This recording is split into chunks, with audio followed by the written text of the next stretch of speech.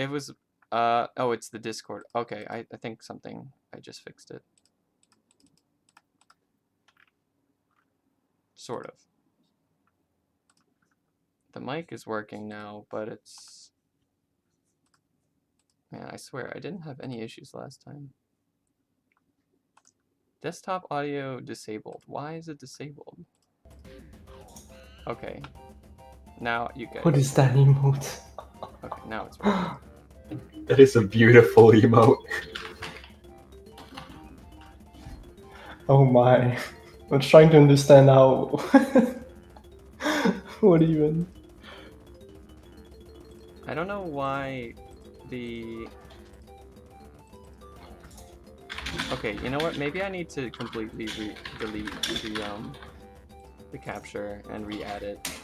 I don't know why it's just not picking it up. Yeah, I don't know if you still have the import of the scene, but you can just remove the one you already have and just do it again, I guess. That way you just restart fresh or something, maybe. Yeah, it's weird. Is it gonna work now?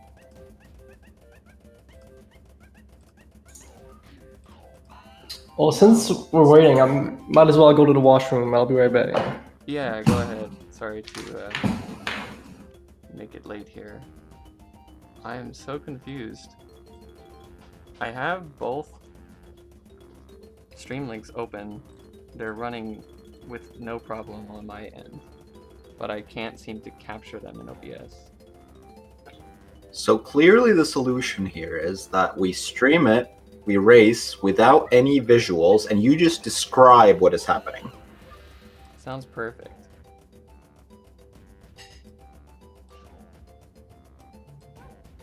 Okay, well,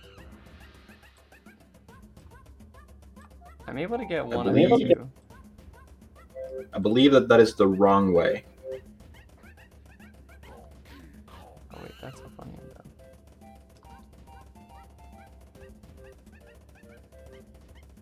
It's also apparently not. It's apparently not lined up, which is interesting.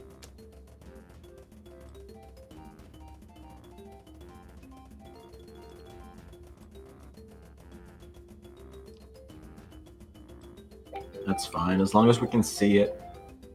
Use shift. Oh, okay. Thanks.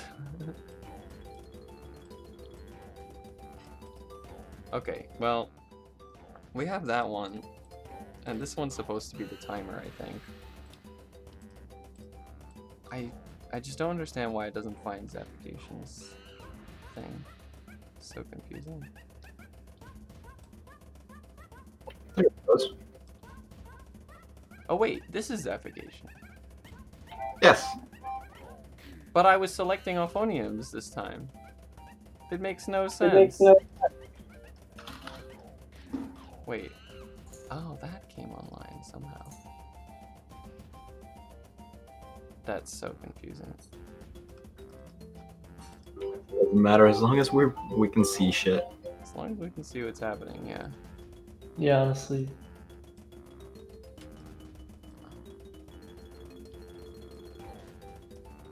Heck yeah, the purple timer. Alright, we got a purple timer. And let me lock those into place because those are good. Oh, now Xafications is showing up. Great. Oh, nice. It wasn't earlier. But now it is.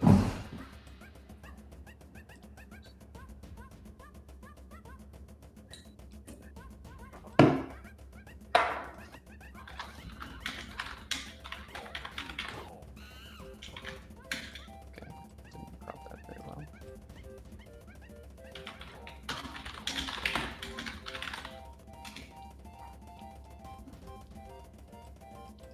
All right.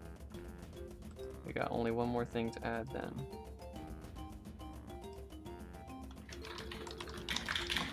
And that's Xafication's timer.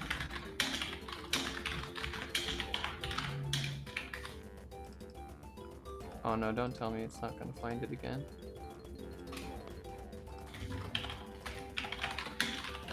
Why?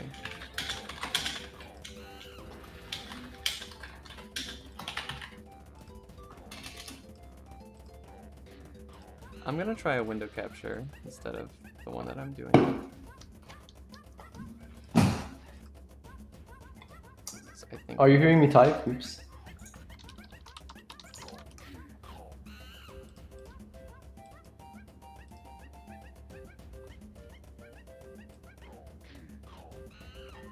so, for some reason, trying to do game capture, which is normally what you do, right, for these VLC. I have no idea, honestly.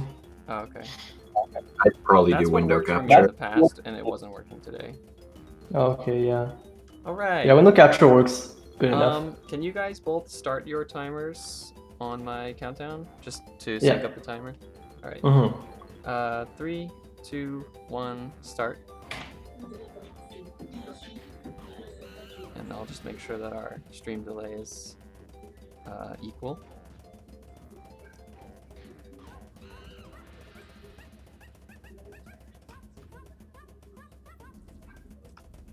All right, we're good now. So you guys can stop the timer and get ready to begin the race. I hope everybody's excited. We've got a very exciting race today with our number 4 seed, Auphonium, versus our number 5 seed, Xafication. So I'm so afraid. I really hope to see a close race between you guys. I know that you've both been practicing, and Xafication just got a PB yesterday. And Oh, you did? Oh my. yeah, small PB. So I'm sure we're going to be in for a good one. Hey guys in the chat, how is the audio level? Is it okay? Do I need to make the game audio probably louder actually? How about now? Actually, you know what? I'll adjust that while the race is going because we're already a bit late. So as long as you guys are both ready, I can give the countdown to start. Oh, actually, I'll be giving the countdown for Auphonium to start because of our console difference. And Xafication, I'll have a timer running, and then in about 5 minutes, I'll give you the go-ahead. Roger, roger. All right, so Auphonium, are you ready to begin? Yes. All right, I'll give you the countdown in 3, 2, 1, go. Good luck. All right, so I moved Auphonium to her own voice channel, and she's off. So, Like Auphonium will can you give me like a second warning before the go? I will give you so I can check? a 1 minute warning and a 30-second warning, I guess, or 2 minute warning and Cheers. 30 second. Yeah, so I have controllers turned on. Yeah, yeah.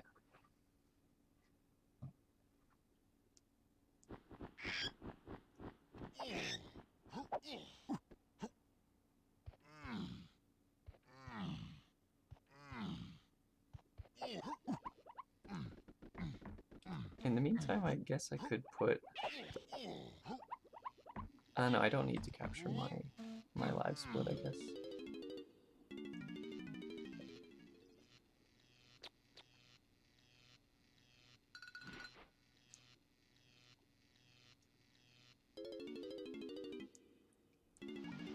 Alright, so in the meantime, Auphonium going through main menu mode setup.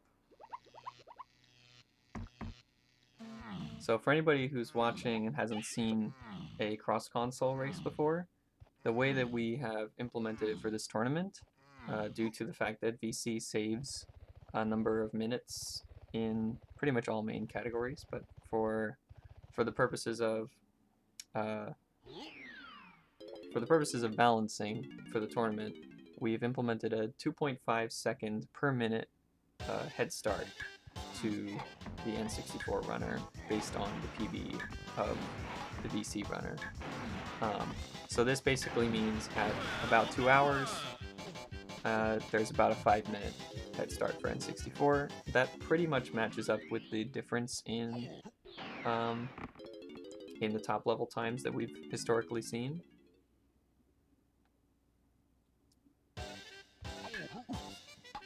and this is our first time trying something like this. So hopefully, you know, if it goes well, it seems like things are lining up, then we can keep doing it in future events. Alright, Auphonium clearing the first 2 training barrels. So far so good. Heading into the main menu now to set up the rest of main menu mode, which will be clearing boss cutscenes as well as gaining moves. I thought you were coming back. Sorry. I had to start the race. And I have to give Zafi his entrance because of the delayed start. So, Okay, so you have to be here. so I have to be here. But yeah, I finished my lunch. Okay. So I was just like, oh, Thanks hold for on a second. preparing the rest of my lunch.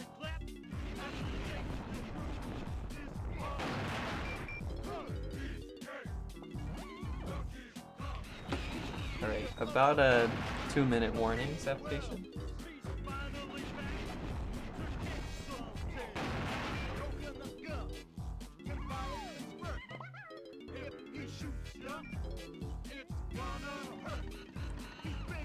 Yeah, so for the chat, just to summarize on how this head start should hopefully play out, Xafication will be hopefully catching up to Auphonium as the race goes on due to the reduced lag and such.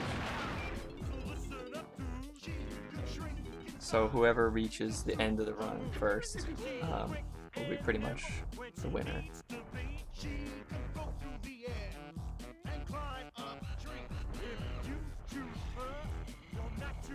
Alright, Xafication, you there? About 1 minute until start time.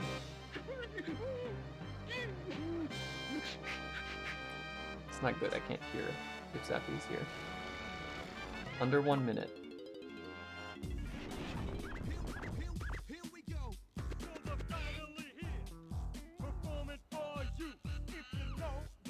Here. Okay, about 30 seconds. I'll give you the countdown. Except I'm having some weird ass controller issues? Question mark. I hope that doesn't persist. Well, I'm going into the freaking. Will you be ready to start in about 20 seconds? I don't know. I'll try. Okay. I guess, you know, if you need to set up your controllers and you're not ready to start, then just start whenever you can. But I'm gonna give you a countdown now in 3, 2, 1, go.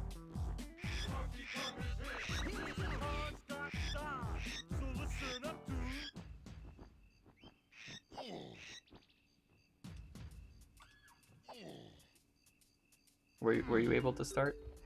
You're able. Started now. Okay, okay. Whenever you're ready, you can go. So I'll move you to your runner channel.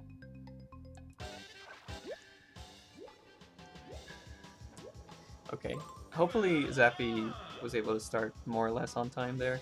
I think he may have been about 5 to 10 seconds late, but it looks like he did go, so that's good. Yeah, I think he started a little bit late. Said he had a controller issue, but hopefully it's going to work. I mean, his movement looks normal, so should be fine.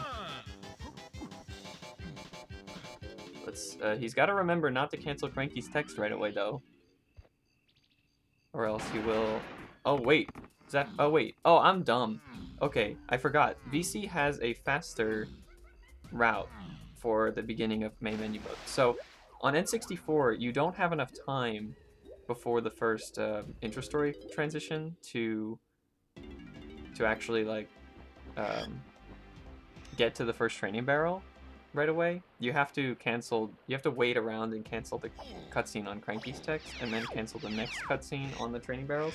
But Xafication on VC is actually able to get enough, he's able to get enough time to complete the dive barrel before going back to the main menu, which N64 is unable to do. So that's sort of the first point where he'll be catching back up on his time deficit.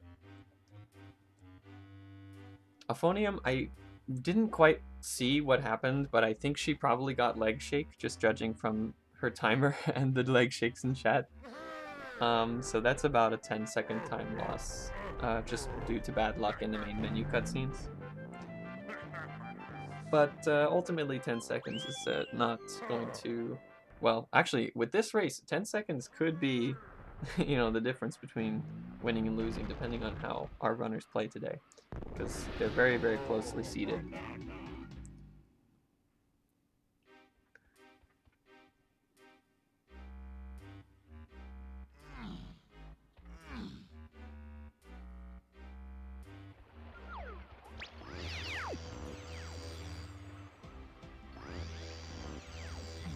Alright, Xafication now done 3 of his 4 training barrels, heading to the main menu to set up the move unlocks and boss cutscene clears for the rest of the main menu mode.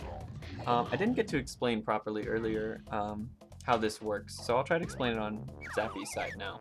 So the first thing he's going to do is go into his file, not into the file, but just view it for a second. That sort of stores the file in the memory of the game, and means that the rest of the stuff he does in the menu will be transferred to that file at the end of the intro story. Now he's going into various boss replays in the main menu. This will clear the cutscene for those bosses. So he's got Aztec boss, Castle boss, and in between each of these, he's just going to be going into Monkey Smash to essentially like sort of clear the cutscene in a way that like lets you keep going. It's kind of hard to explain. Factory boss, basically what he's going to be doing here is setting the flags for has the player already watched the intro cutscene for each of these bosses, so that later in the run, when you reach the boss, you don't have to watch these intro cutscenes. The other thing that bosses give you is a set of moves for all the Kongs that the game expects you to have at that point when you like face the boss. So the last boss he's going to go into here is Fungi Forest boss, and that happens to give you all of the moves that you need to play through the game. All of Cranky's, Candy's moves, and the Simian Slam upgrades. Now the only thing it doesn't give you is guns, but because he's been going into Monkey Smash, which does give you guns and Sniper Scope, he'll also have those moves unlocked when he enters the file.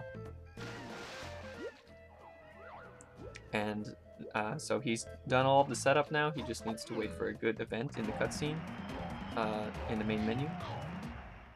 So hopefully we don't see another leg shake from Xafication. Okay, no, he's got a good cutscene here, so that'll pull him in. And there he is. So he's got a good MMM. No time lost so far. Alright, back over to Auphonium's stream. You've been noticing that Auphonium has been making use of that Sniper Scope to hit the coconut switches from pretty far away. Especially, that one in the middle. She's able to hit that and kick into the Warp 1 trigger to sort of skip that cutscene and use Warp 1 later. Alright, coming down to the last coconut switch, and got a very nice cutscene cancel there, heading into the Balloon Blast, skipping the cutscene of Diddy being freed.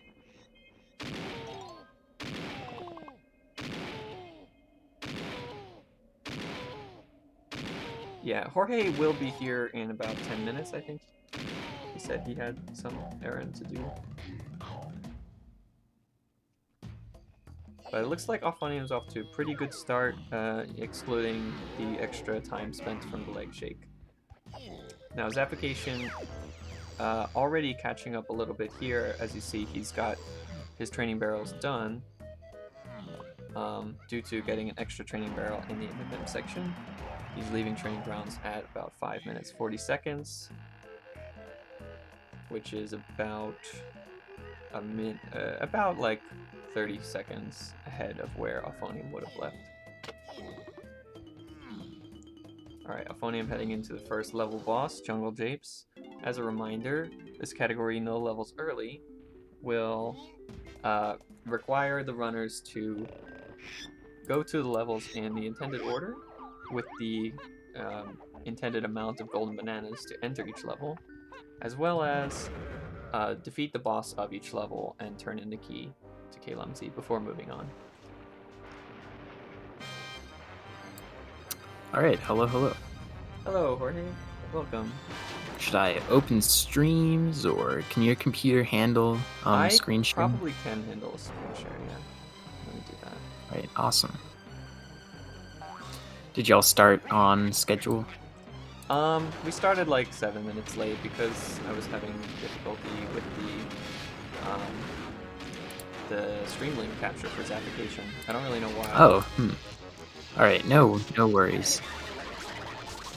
Okay, yeah, apparently I'm loud. You're loud. Okay, let me turn you down a bit. That's what they say.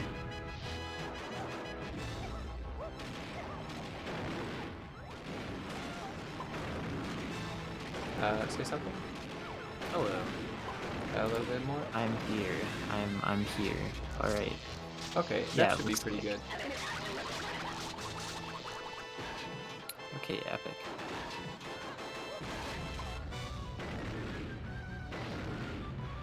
Yeah, Zafi goes for the crouch pivot bush push. I remember he was complaining about people who go for the jump aerial, Really? which I definitely disagree with. I think the jump aerial can be very fast. Yeah, I personally like the jump aerial, although I have been messing it up recently. Honestly, like, doing whichever one you're most consistent with is probably the best bet. Nice dance Yeah. skip from Xafication in front of that cage. Yeah, good stuff. It's interesting, most people do the dance skip and then grab the crate of ammo, but he did it the opposite, and then used the location to sort of set himself up. That actually So looks like it could be faster than grabbing the ammo afterwards. Yeah, that's true. I might look at that. Oh, but failed to put the gun away there. Meanwhile, Yep. Auphonium finished up Jungle Boss. I didn't see too closely how Auphonium's fight went there. No, I wasn't watching too closely either. But yeah. It seems like she'd be on pretty good pace, this Japes. I don't think she's made any big mistakes. Alright, just heading over to Diddy's Cave GB to finish Yeah, up it the looks level. like pretty easily sub 15 pace. Yeah, definitely. Unless she struggles on the phase walk. No! Very Through nice. first try. Yeah, really nice from Auphonium. 14:30. Yeah, good Sick. stuff. That's a very solid Japes time for N64. I know we've said it before, but it's really phenomenal. Just how quickly phase walking has improved for so many people. Because I think Auphonium is a pretty recent phase walker, relatively speaking. Yeah, I think a lot of runners, yeah, including Auphonium, have just learned phase walking in the last, I guess couple months. Yeah. And gotten really good at them.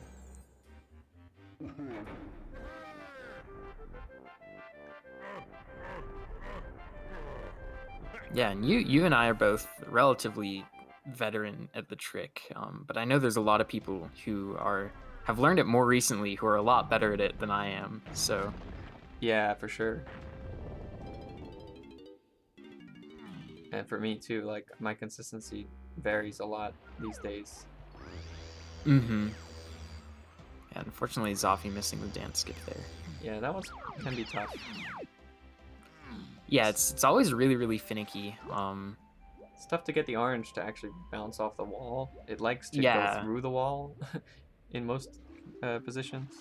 It's like it requires a very specific position and a very specific angle, which not many other dance skips require. Uh-oh.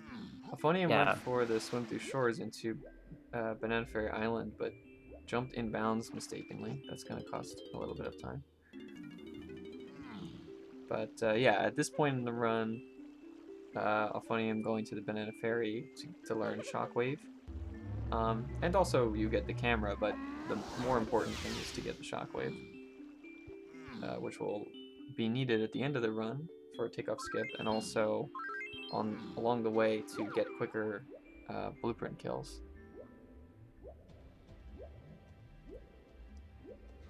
Yeah, and Auphonium grabbing 2 crystals there, because I think she opts to Shockwave the Kasplat at the beginning of Aztec. Yeah, you're going to want at least one for that first Kasplat. I'm not entirely sure. I'll have to time that. Xafication getting a very nice barrel placement there. You have a little bit of time while the boss is still rolling to pick up the barrel and move it closer to him.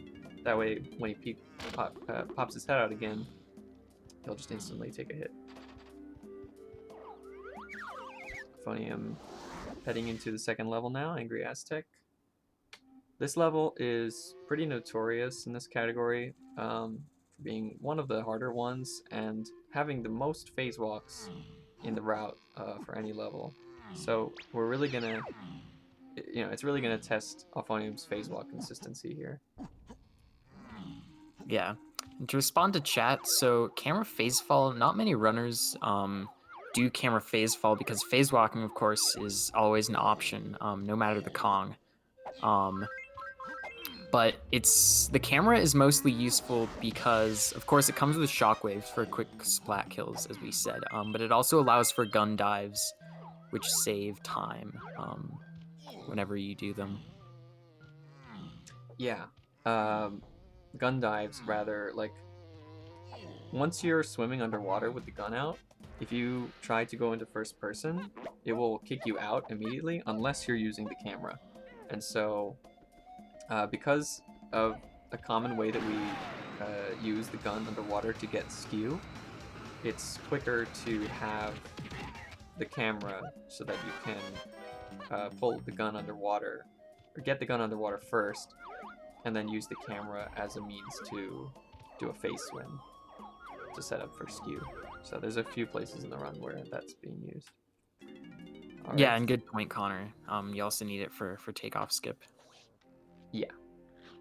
All right, Xafication out of japes at 13:29. Also good japes from Xafication. Almost a full minute ahead of Auphonium's time. Much of that is the VC N64 difference. So he's doing well to make up the deficit. Yeah, and pretty good ledge clip from Auphonium at the beginning of Tiny Temple. So for takeoff skip, you can't go into first person to throw oranges while in the orang stand sprint move unless you have the camera. Okay. If you don't mind, I'm gonna go on mute for a bit to have my lunch. Yeah. Thank you. Oh yeah, also the overlap with the rainbow coin. That's right. I'm actually not certain about the camera thing, but definitely the rainbow coin you need. Yeah, so ultimately, just from takeoff skip, it already makes getting the camera worth it. Getting the camera early worth it is... Getting the camera early is worth it just because of all the time that you save from the Kasplat shockwaves and the gun dives. Because we used to get it when you come to get Tiny's Cage GB in Fairy Isle. But now we get it early because it saves time. So DK64 Speedruns is qualified for affiliate. We'll be adding that soon.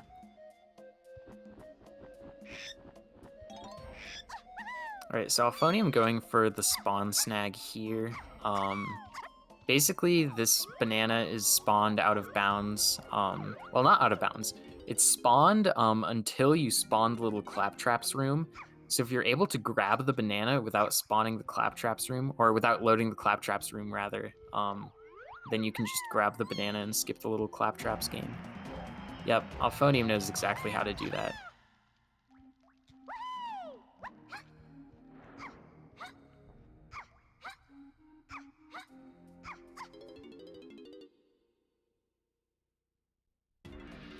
So Xafication entering just a little bit after Auphonium.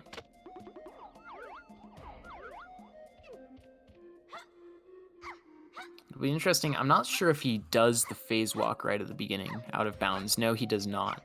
That's definitely respectable. I'm not sure how much the phase walk at the beginning saves. It's very risky to void out of bounds. So I think just phase walking next to this switch is a good move. First try face clip from Auphonium. That trick is notorious for causing problems for runners, so it's good to see. Man, Xafication is really having trouble with this phase walk here.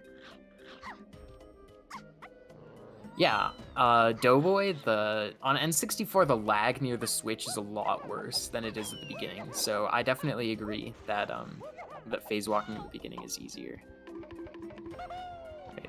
Xafication finally through the wall. Speaking of Aztec being full of just tricks that control you, this Diddy Chimpy Charge clip can definitely seemingly randomly not work. Auphonium getting it 4th try there. But it's, I think, Face Clip and that Chimpy Charge clip are 2 of the tricks that just like really are not good. Man, Xafi really having a lot of trouble with the phase walks. Yeah, rough stuff. Yeah, Xafi saying it's over in chat. Yeah, it could be really, really difficult if Xafi can't get his phase walks back. But I think you just gotta keep going. I think he's been running for a long time, so he knows all the backups. So hopefully he'll be able to get his phase walks back.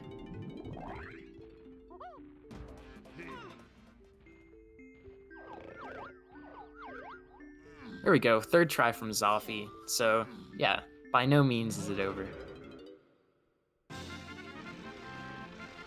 Good to see.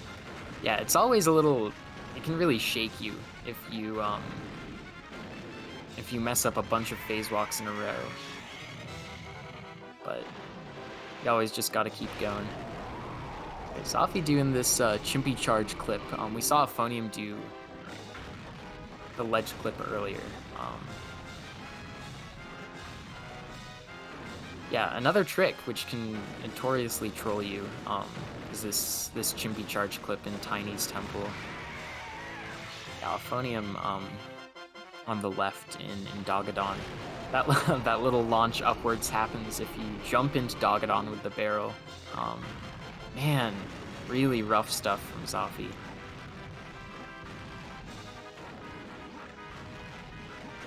Dang.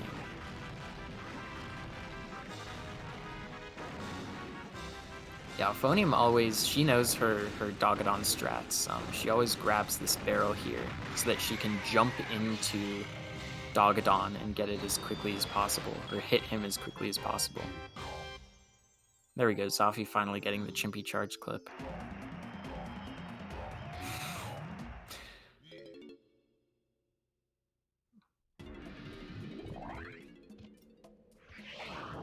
Yeah, really rough Aztec from Xafi.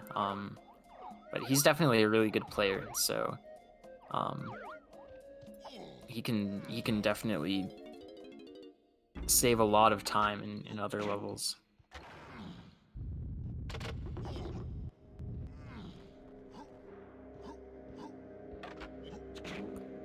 Dang, yeah, these switches are trolling him. It's faster to slide off of the switch when you Chimpy Charge, because Diddy will run along the ground for a bit during the cutscene, but it also runs the risk of just not hitting the switch, so...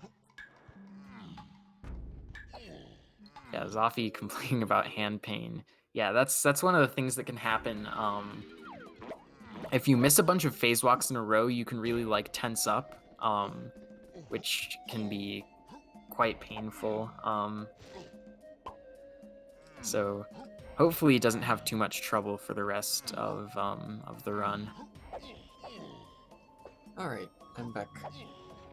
All right, morning. Thank you for covering commentary there.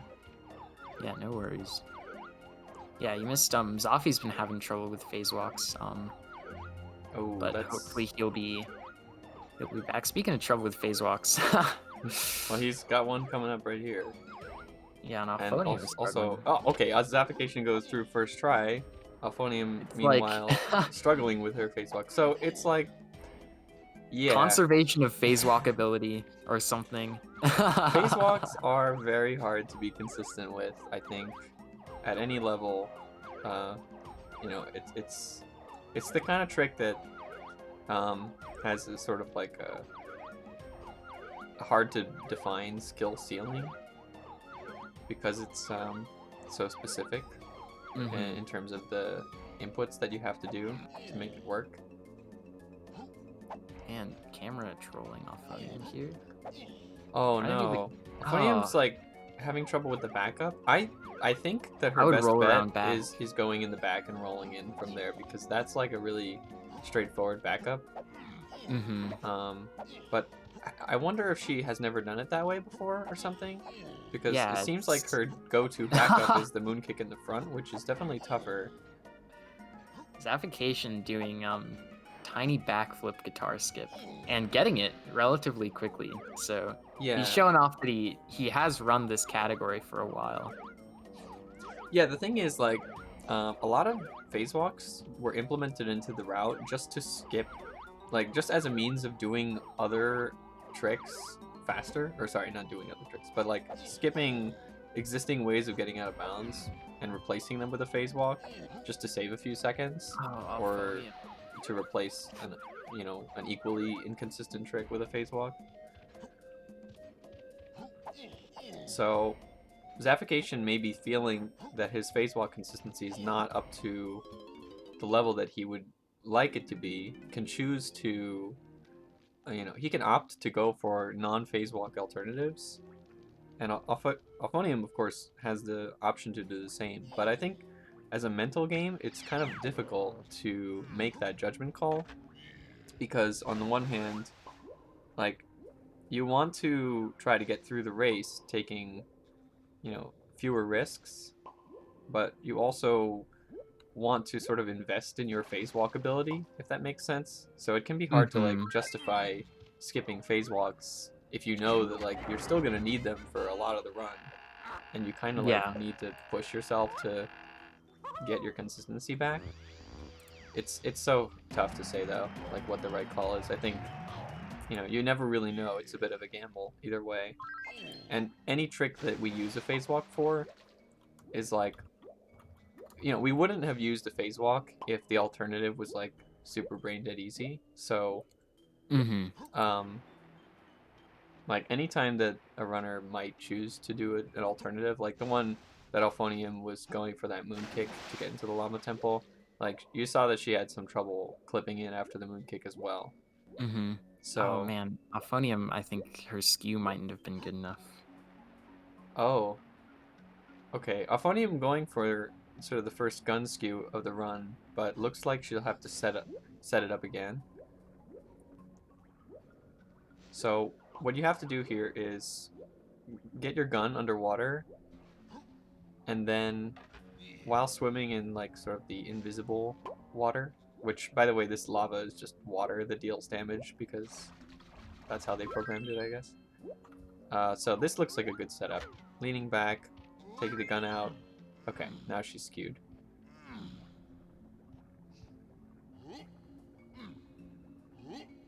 Yeah, Xafication, I think, isn't actively watching the stream.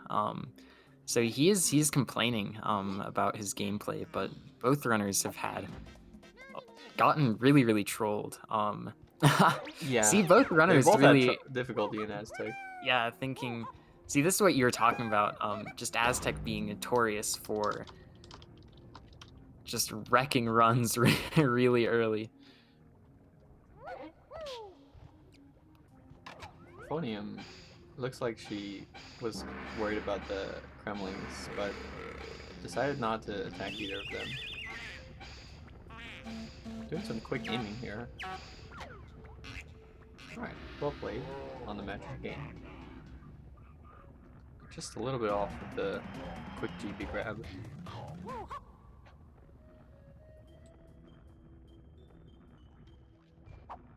Yeah, Auphonium's a girl.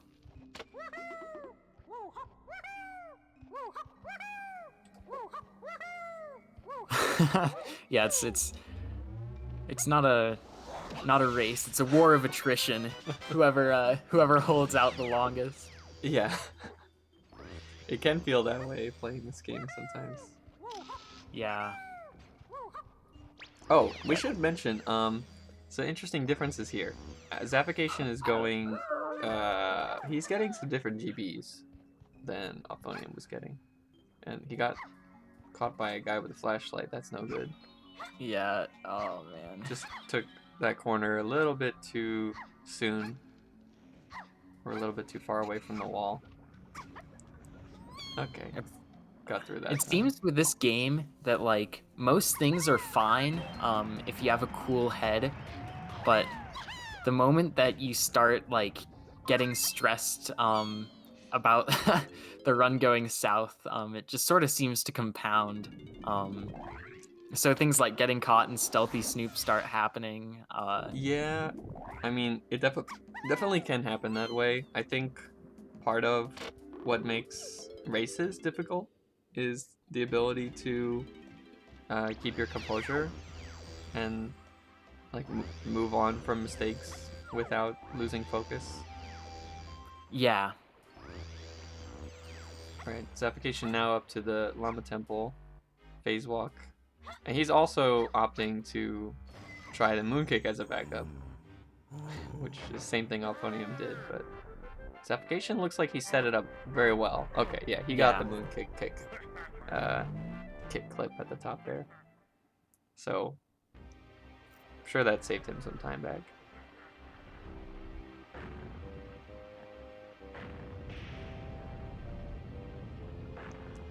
Also has some opportunity to save time here with this gun dive and skew setup. So far so good from Xafication. Now he does have to deal with a bit of a different behaving camera that VC has, where the camera doesn't follow you out of bounds as easily on VC compared to N64. So some of these gun skew setups can be a little, they can look a little different in terms of like how to manage the movement out of bounds, but they work the same way.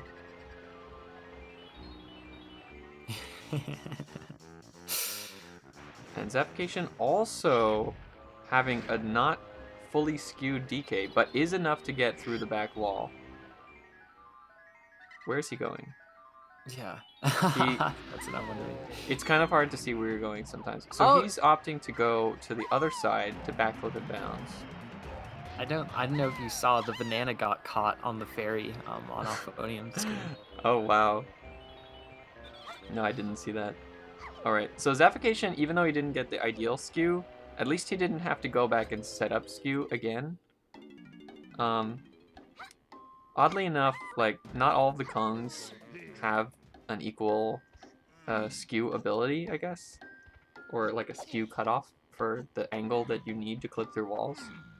DK is notoriously the worst at clipping even while skewed. You have to get like almost a 90-degree lean back to clip through walls with DK. Whereas Chunky happens to have like the most lenient one, where I think, I don't know, something like 60 or 70% angle leaning back is enough.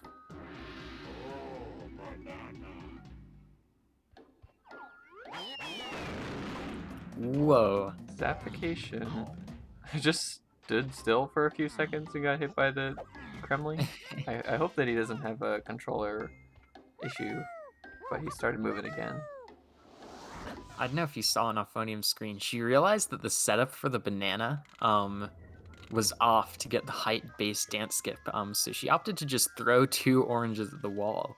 And she got succeeded the dance skip. at the damage dance skip. So That, good yeah, stuff. it's a good backup. I use that too if it's in a bad spot for the immediate grab. All right, Auphonium entering factory about 36 minutes into the run. Immediately faced with another phase walk. Pretty good phase walk that time.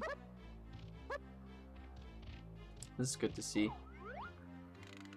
Now here she's setting up for Tiny's golden banana behind the cage. By walking under the plane of the cage from out of bounds, you can get it to open early. Oh no, Xafication didn't keep his skew. So he's going to have to take Warp 2. So one of the biggest downsides of setting up main menu mode is that you don't have the ability to pause or save the game.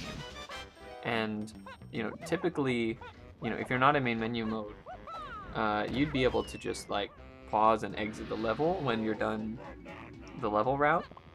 But here, that's not an option. So the runner's best bet usually is to get out of bounds and find a void zone, because when you void going too far out of bounds, it'll take you to the level entrance, so you can leave. So Xafication went back through the phase swim in the lava pool to reach his void, but that did lose him a bit of time. Yeah.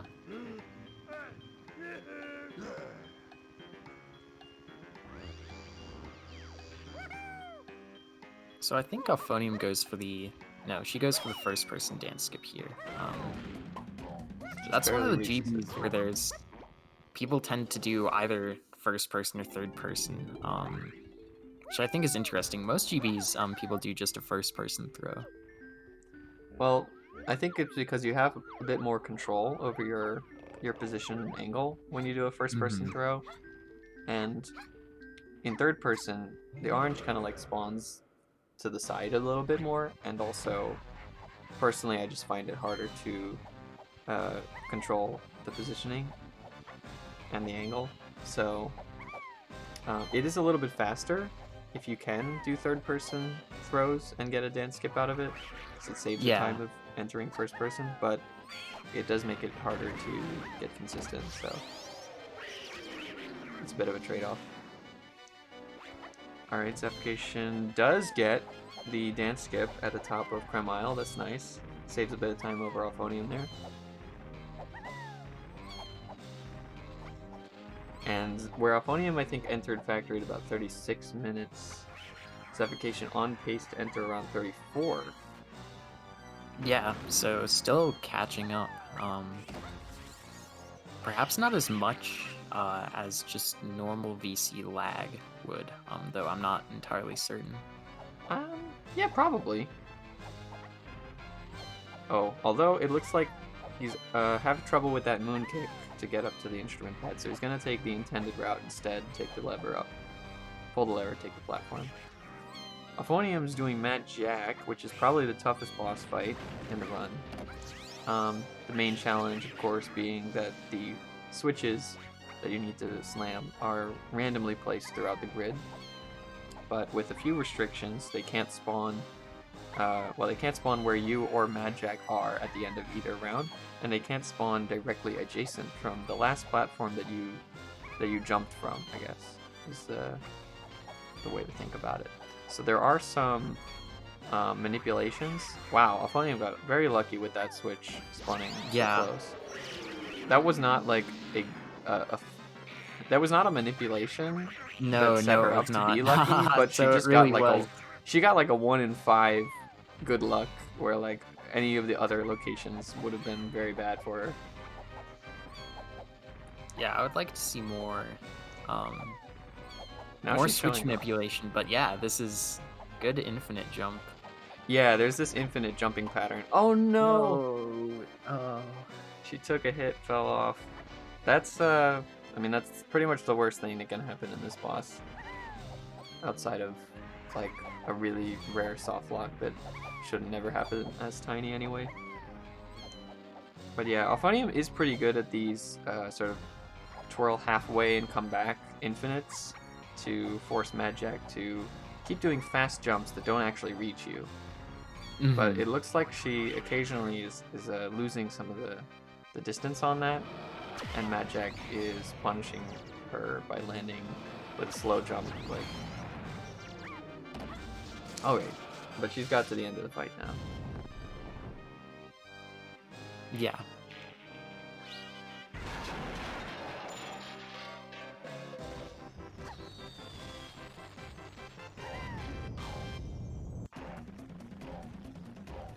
Alright, and Xafication just about to start his Mad Jack fight. Let's see if he can get a clean fight with no falls. Why is he tagging Chunky? Okay, no, he just accidentally moved too far. So, I wasn't looking. Zori, you said Zafi opened the cage and long jumped into storage room? That is... What? Oh, no. I wasn't paying attention, to be honest. If that's So did right, he skip then upper production room with Lanky? he'll have to climb production room normally. Yeah, one of the biggest time savers that we do at the start of factory is to use the out of bounds height at the start of the level, which just so happens to perfectly line up with the top of production room height for Lanky's golden banana. Not only lets us grab that golden banana without climbing up to it, but also it sits right on top of warp 4, so we can take that warp later when we want to get the remaining production room GBs after activating the production room. Yeah, good spinning wheel from Auphonium. So if Xafication missed that GB and warp 4, he's going to lose like a minute and a half at the end of the level.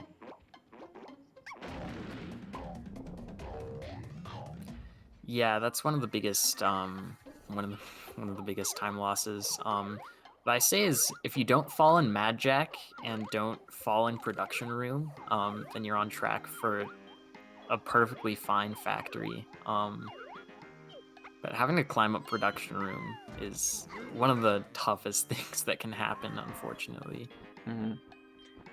Now it's interesting here on Xafication's Mad Jack fight, he opts to use the zoomed out camera because unlike on N64, you don't eat lag by zooming the camera out like this, and it does give him a bit better visibility of the switch location, so makes sense.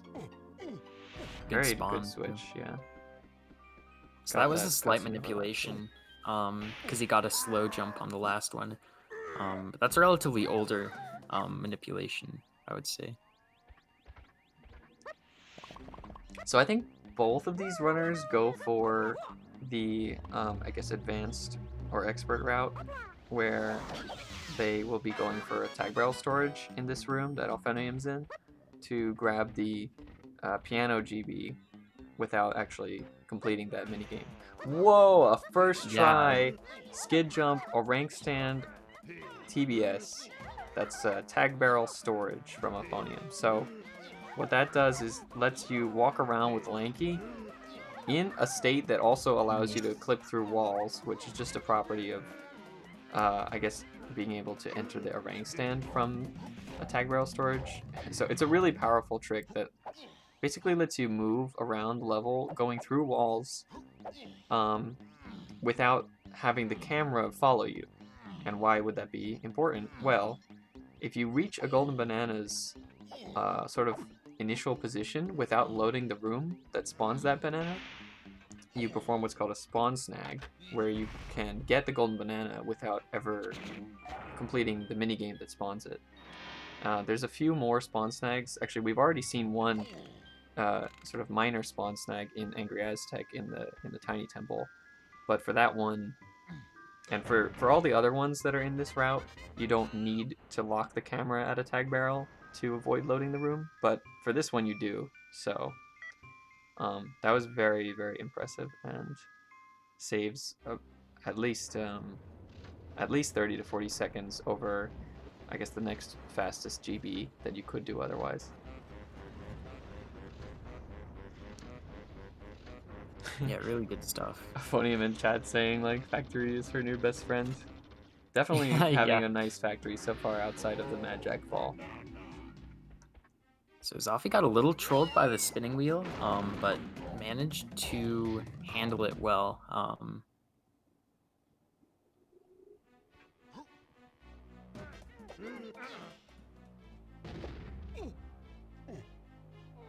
Alright, up next for Xafication, he's gonna go for that same trick, that tag barrel storage, after getting Chunky's blueprint, that is. Meanwhile, Auphonium is now heading over to the production room, and already having warp 4, she'll be able to just warp right up with Chunky to get his GB.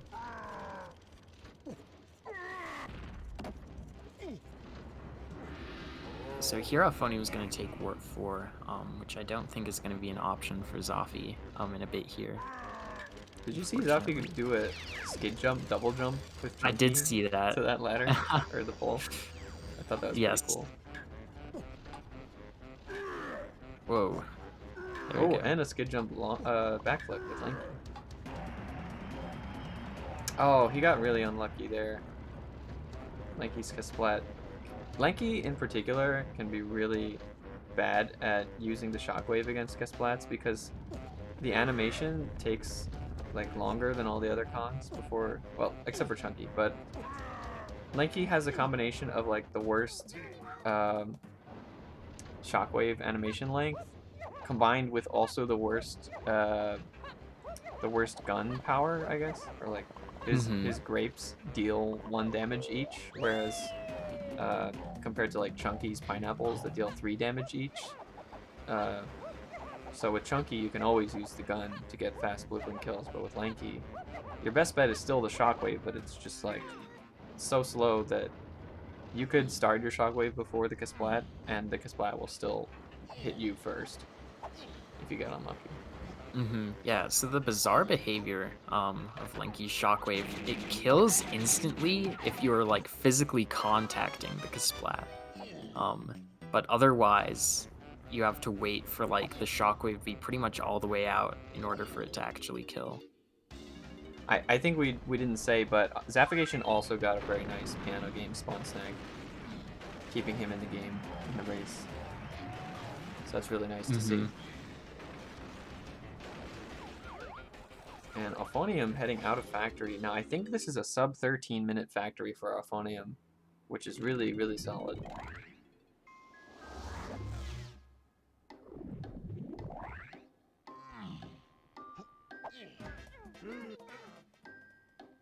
Yeah, I think you're right, Zoru. It could be first time that both runners have done the piano game spawn snag. I think it's the first time we've had a race where both runners even go for it. And they both got it quickly, so it's very nice.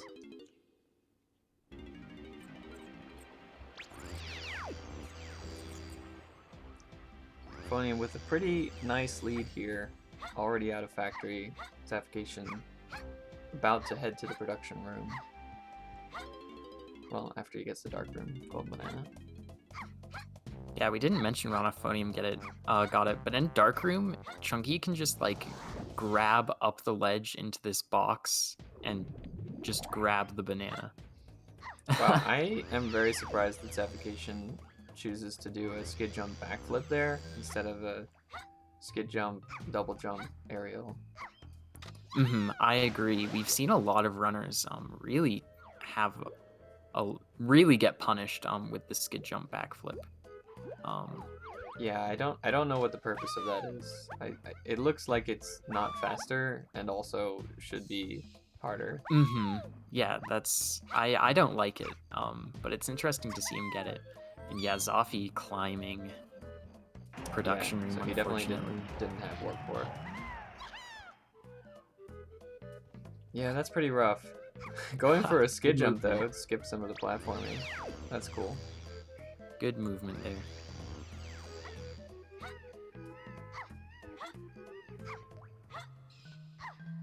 On Auphonium's side, we've got another gun skew section. This one's probably the longest of any skew section in the run. Jungle Japes has a lot of golden bananas that are just sitting behind a cage. So if you get in a skew state, you can just clip through the walls of all the cages.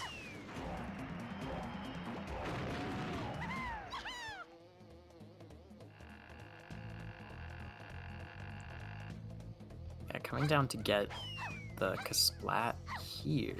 Yeah, Xafication's now just basically doing the catch-up from the stuff that he missed at the start of Factory. Okay, so this is... He knows what to do here, at least for the backup. Yeah, he definitely handled the backup as well as he could.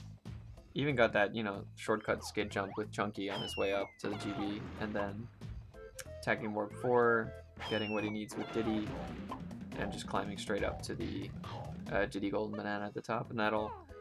At this point, he's now caught up to the correct route.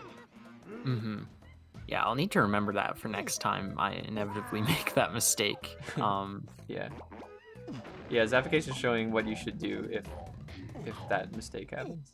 It makes me imagine that he probably has made the same mistake before and already worked this out. Yeah. Either that or it's just very quick thinking. Oh, right. I was wrong to say that he caught up completely. He did also need to tag Lanky here to get Lanky's Golden Banana.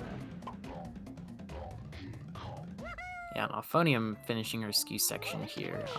I think she got pretty much all the dance skips that most runners standardly go for.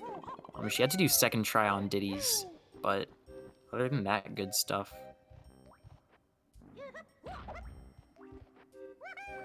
And if you skid jump, long jump, you just go through that wall. Normally you'd have to slam these pillars and then shoot a bunch of bees, but you can just go through the wall and skip all of that. It also skips a cutscene of the Banana Fairy spawning, which is That's true. extra time saved for this category. But it's actually time lost for 101, where you actually need the fairy. Mm-hmm. Alright, now Zappy's all caught up with DK's blueprint. So I think it looks like where he was about 2 minutes ahead entering factory, he'll now only be like 30 seconds ahead at best, or maybe a little more. But... Nice first try phase one. Yeah, okay. So in terms of race time, I mean he's about I guess almost 5 minutes behind, but like in-game time, I don't know what to call it. It's not in-game time. Mm-hmm. Yeah, I don't know. Sort of the run itself. Yeah, just purely in the run terms, he's about 30 seconds ahead. Race time about 4.5 minutes behind. So definitely not on pace to win the race yet. He would have to be narrowing his deficit to about 2.5 minutes behind by the time they're out of Galion to be on pace to save those 5 minutes. So I can try phase walk for the underground out of bounds for Auphonium. You can skip a little bit of movement if you go out of bounds here.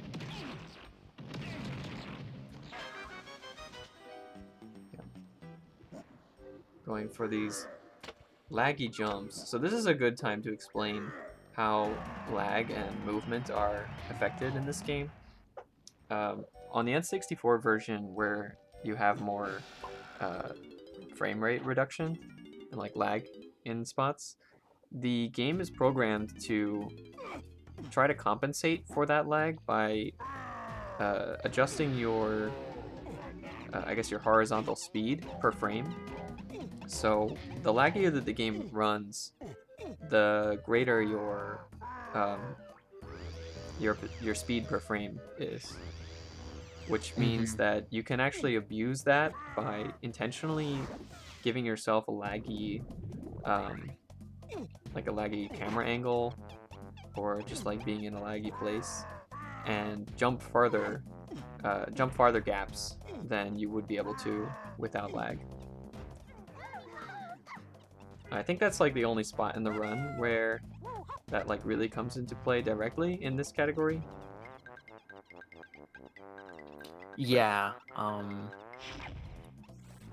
that's the only one I can think of right now.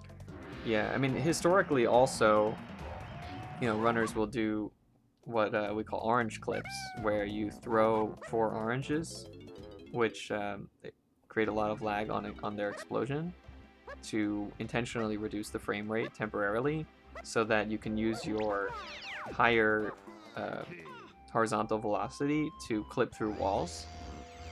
But since the phase walks have been implemented into the run, we don't really see orange clips anymore, even on N64, because like unless it's sort of like your only good way of getting through a wall, it's just not consistent enough and not a good enough use of your resources, your oranges, given that oranges are also valuable for setting up all these dance skips throughout the run, like you'll actually run out of oranges if you don't go out of your way to pick up some stray ones in this category. Mm-hmm. So wasting any more on orange clips when you could avoid them is not really, it's not in the meta, I guess, right now. Yeah, and just to briefly mention, I remember another place that you do use lag to get a further distance is N64 takeoff skip. You can throw 4 oranges to get Lanky to jump far enough into the cutscene trigger, which is of course something you can't do on VC. They have to rely on a frame perfect lawn jump. Oh, of Instead. course. Yeah, that's actually a very important difference between the versions because it makes takeoff skip more consistent to perform on N64.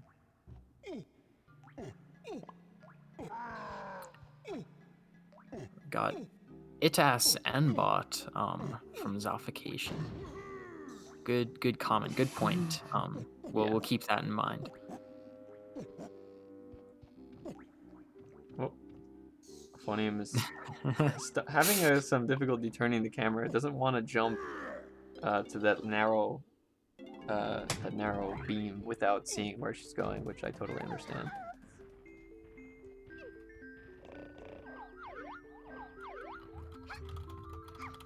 Nice phase walk from Auphonium. Alright, she's heading into Galion Boss, which seems to be everybody's favorite boss. I could certainly agree with that. I think it's a lot of fun. The stars spawn at the same spots every time. It's not randomized like Mad Jack. So you kind of like learn the pathway that you could follow to hit them, and other than just sort of dodging the fireballs, it's really just a test of movement. Yeah, It's movement kind of, and timing especially. yeah, true, because after each phase, it takes a few seconds before the next round stars appear. So you kind of want to like time your acceleration so that you just hit the star at full speed while it's spawning, which can be really tough to do, but yeah. Auphonium is like getting some really cool, I don't want to call them shockwave cancels or anything, but like she's jumping as soon as she gets hit in such a way that like that little spin out is not really affecting the boat's pathing very much. So like really minimizing the amount of time that she loses whenever getting hit. Yeah, and something I saw there, on the last star, she jumped to get a little extra distance, which is a very, very subtle thing that I think not many runners know to do. Yeah, that's a cool way to get a little extra distance in between each round. Just jump while the cutscene's about to start.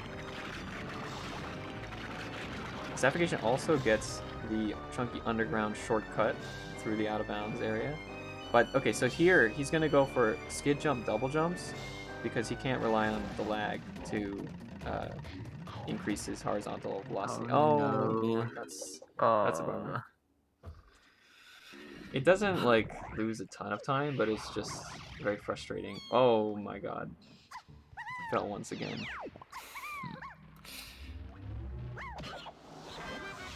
Good shockwave on this splat from Auphonium. Yeah, this is very rough for Xafication. No, Zafi. Oh. So a skid jump, because I don't think I explained it earlier, is a way to perform like grounded actions in midair. If you flip the direction of your joystick and then jump on the very next frame, you can jump on the same frame of the skidding animation, which gives you the height of a jump, but it leaves you in the skid animation and leaves you in a grounded state, so you can jump out of that jump or do other grounded actions out of that jump, such as like when they were doing tag barrel storage. If you skid jump into a tag barrel and then perform a crouch or an uncrouch or entering a rank stand, that's how you get tag barrel storage.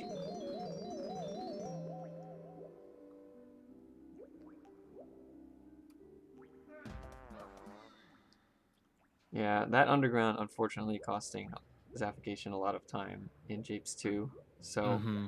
I didn't really see any big mistakes from Auphonium there, so I imagine Xafication fell a little further behind. Yeah. Good uncrouch dive. Diddy, I think, is the easiest Kong to uncrouch dive with. So it's always really, really good to see runners get that one there. Yeah, so if you uncrouch, I'm not sure if it's frame perfect, because I think there's a window. There's a pretty big window with Diddy, where you can uncrouch while entering the water. The uncrouching animation takes like priority over, I guess, entering the water. So you just fall below. So it skips having to sort of hit Z to dive. So it saves a quite small but not insignificant amount of time every time you manage to do it. It kind of looked like Xafication did on Crouch Dive to enter Mhm. Galion Lobby, which was kind of cool. Yeah, I'll need to start That's looking probably a into. VC exclusive movement because you have a lot of lag on N64. That's true. So your kick just lands in the water anyway, but on VC it doesn't go as far. Also, I noticed Xafication like timed the Primate Punch really well to get into the level just as B-Locker was disappearing. That was pretty cool. I should start doing that. Well, we enter as DK. Oh, right. Oh, yeah. So the other thing is, for whatever reason, the VC console route for N64, sorry, the VC route for Gloomy Galleon in this category is pretty different than the N64 route. It gets all of the same golden bananas, like it does all the same stuff, but just in a different order. The main reason for this difference, I think, is the trick that Auphonium is about to do right here. So she's heading into the side of the two-door ship to do a phase swim. But on VC, this phase swim, you'll notice she's not like clipping through immediately. It kind of takes a few seconds and then the camera pans over and then Lanky clips through. So that's a lag assisted phase swim. Meaning that on VC, you don't get that lag and it doesn't clip you through. You would just be like sort of half stuck in to the ship the whole time. So because of that, there's an alternate phase swim location that VC uses to get Lanky into the ship, and just that one difference in the movement section kind of makes it better to route the Lanky 5-door ship before the 2-door ship instead of after, and that kind of cascades to the rest of the routing for the level. So that's why you end up with like all this out of order stuff in Galion. Xafication's also going for a face swim. Oh no, he's not going for a face swim. He's going for an instant turnaround swim, leaving that tag barrel hole. Yeah, and which a is strange interesting. decision.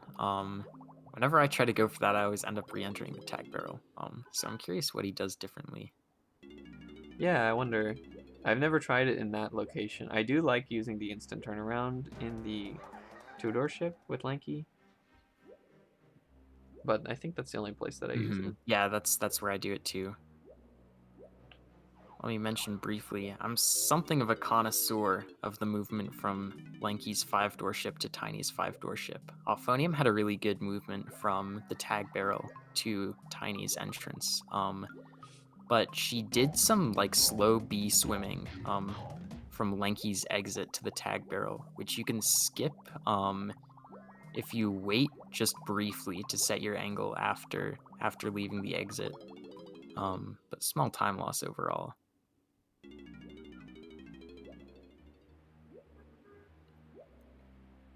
It looks like Auphonium also going for some like lag reduction camera angles here, swimming over to the cactus.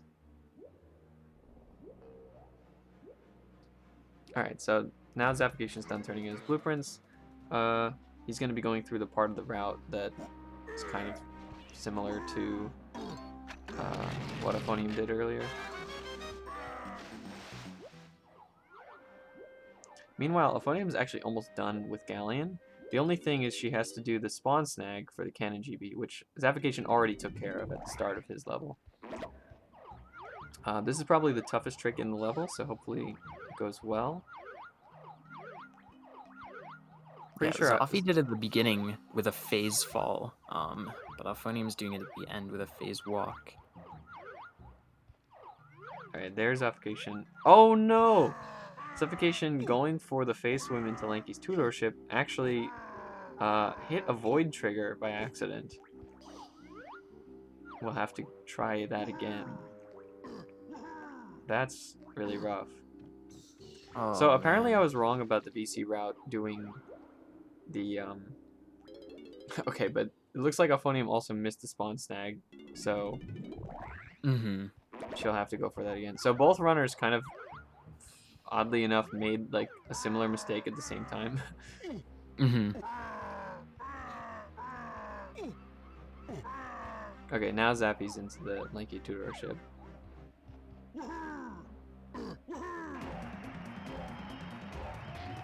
Yeah, Auphonium getting his second try. It's always unfortunate to miss that. Just to clarify something in chat, I did mention phase fall, because that's what Xafication did at the beginning of Galion. I don't know why he opts to do it there instead of phase walk, but he might just prefer it. Well, it's like technically you have more leniency from like a frame window perspective. Mm-hmm. Yeah. Or it's just less complicated inputs to get the trick. But it is also kind of still difficult. So Yeah, a lot of something runners opt to just use phase walks instead of phase fall with Chunky. And something about the spot right at the beginning of Galion. I would definitely, whenever I have Chunky, always opt to phase fall instead of phase walk, except there, because the sort of portal frame tends to like push Chunky around to make it hard to get like a direct spot on the wall. So that's like the one place I would not prefer. Did you see how smooth Xafication's movement was there from Lanky to five-door ship to tiny five-door ship? I got missed. I should have been the paying attention. he got the perfect like A swim from the doorway Auphonium. into the tag bro. Auphonium doesn't know that if you stay underneath ground during phase swim and tiny and then stop, she will automatically snap up. So she accidentally snapped up into the loading zone. Accidentally visiting the Banana Fairy again. Yeah.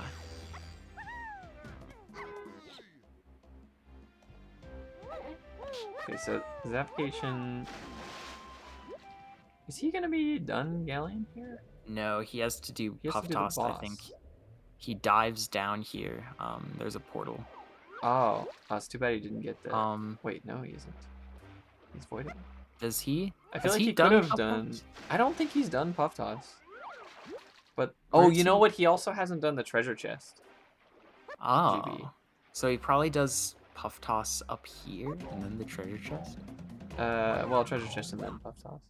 Oh, weird. Yeah, I I'm don't skeptical remember this that route at all.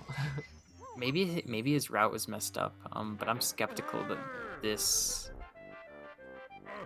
Trough and Scoff portal is better than the one near the cactus. I think if he had already done these, like GB and Blueprint, it would have made sense. But because he started the level with the spawn snag and went straight over to Lighthouse, he never had the opportunity to get this room cleared. So it makes sense that he comes here. Mm-hmm. Yeah, so Auphonium is skipping. Normally you have to do a rank stand sprint and hit a switch to open this gate, but you can just phase walk and grab it from out of bounds, which lets you just run and void out. So I think that's one of the cooler things that we've added recently. Yeah, that's one of the very interesting phase walk applications. 'Cause we used to just grab that in a rank stand sprint, turn in the key, and then leave, like take warp 1 back. Mm-hmm. Alright, I'll be back in a bit. Sure. So now we see Xafication clearing out Puff Toss. And looks like a pretty solid first set of stars.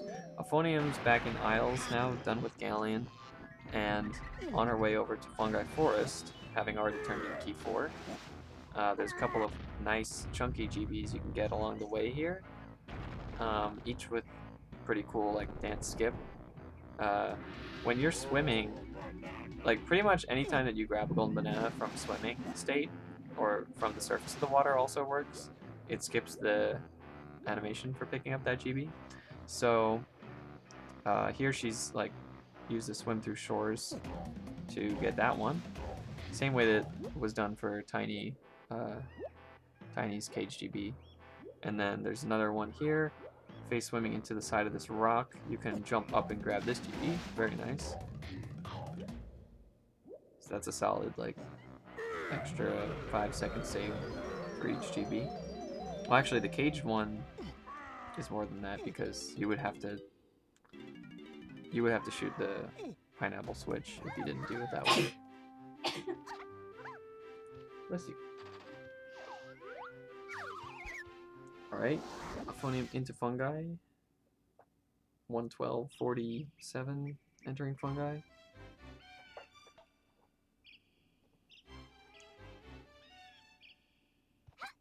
B rule.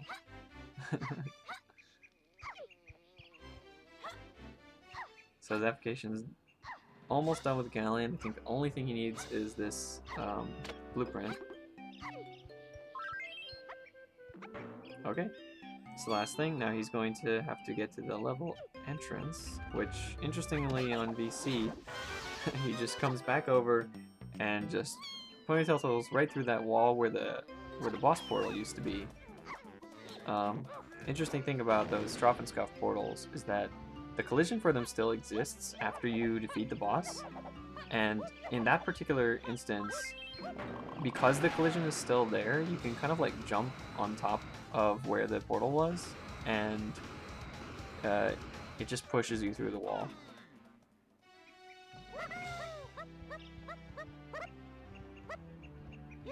Xafication running into the pole there a little.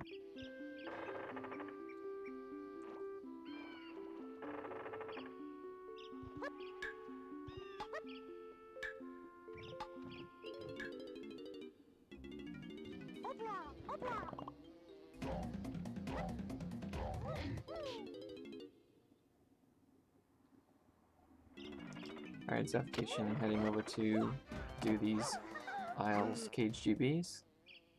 Got Tiny's pretty well.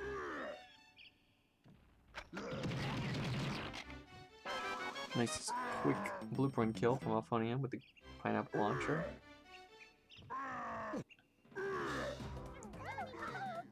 Kind of moved the wrong way in the attack barrel there, but not too big a loss.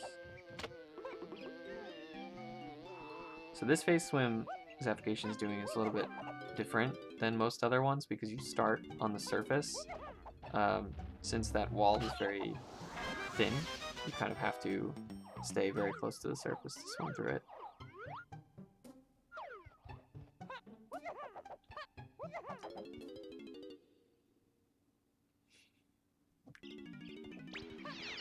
We got some Star Fox 64 references going in the chat.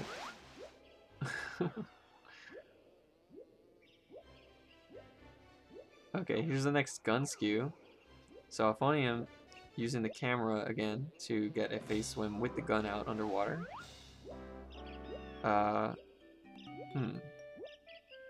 This could be a problem. Auphonium did not swim over that out of bounds ground to raise the height. Now I think Diddy's backflip is tall enough to go in bounds anyway, so yeah, no problem. That just happens to have not mattered because Diddy's backflip goes so high, but in some routes runners will do that skew section with Chunky, where it makes a big difference how to manage your out of bounds height. When you go out of bounds in this game, the game will keep your height, sort of your ground level, so to speak, at the same height as the ground that you last stood on top of, whether that was in bounds or out of bounds ground, because some of the collision extends out of bounds.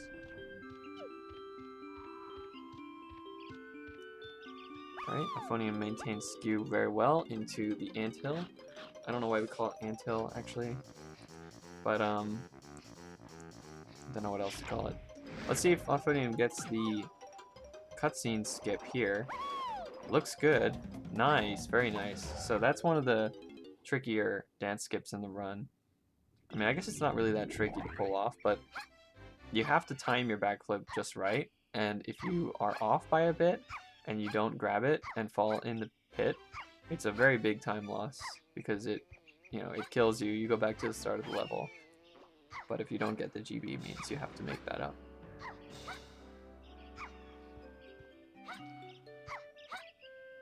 Alright, so Auphonium's kind of to the first big blueprint turn-in section. We did have some blueprints turned in Galion just so that you'd have more than 50 GBs by the time you need to enter Fungi.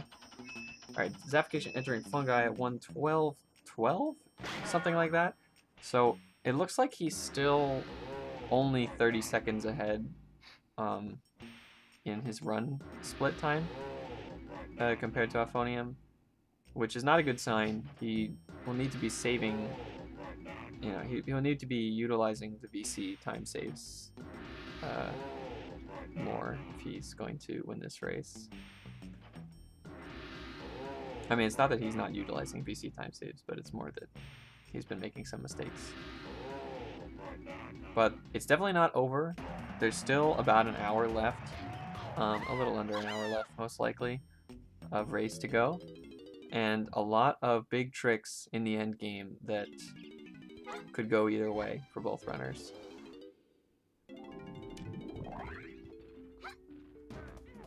There's pretty much nothing trivial left, I would say, after Fungi Forest.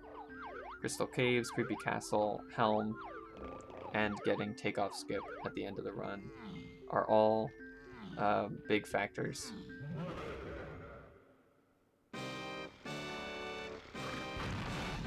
Auphonium heading into Fungi Boss with DK, but you can't punch this guy with DK. How is this supposed to work? Well, it didn't. Whoops. So, Auphonium is going for Dogadon Quick here, which is pretty much like one of the coolest glitches that has been found in this game, where, there you go, just standing in front of the barrel as Dogadon hits you and the TNT barrel at the same time, does a quick kill on the boss. And you get key 5 pretty much instantly this way. It also works in the Angry Aztec Dogadon boss, fun fact, but that is not allowed in the levels early because of the stipulation that you can't go to levels early, and key 5 would allow you to do that. So, or rather, you need to turn in key 5 before. Whatever. The point is, it doesn't come into play doing it from Aztec.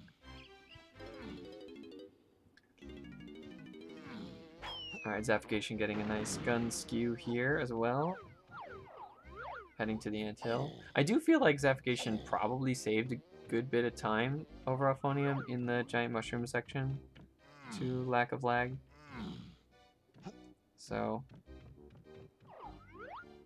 definitely still in this race. Although, kind of moving the wrong way in the tech rail there.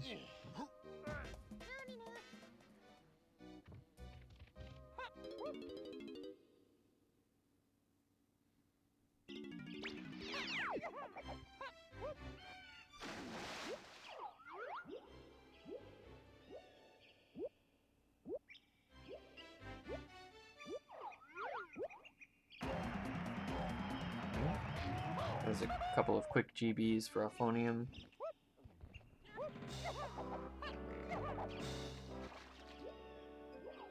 Alright, Xafication. Let's see if he gets this death-defying...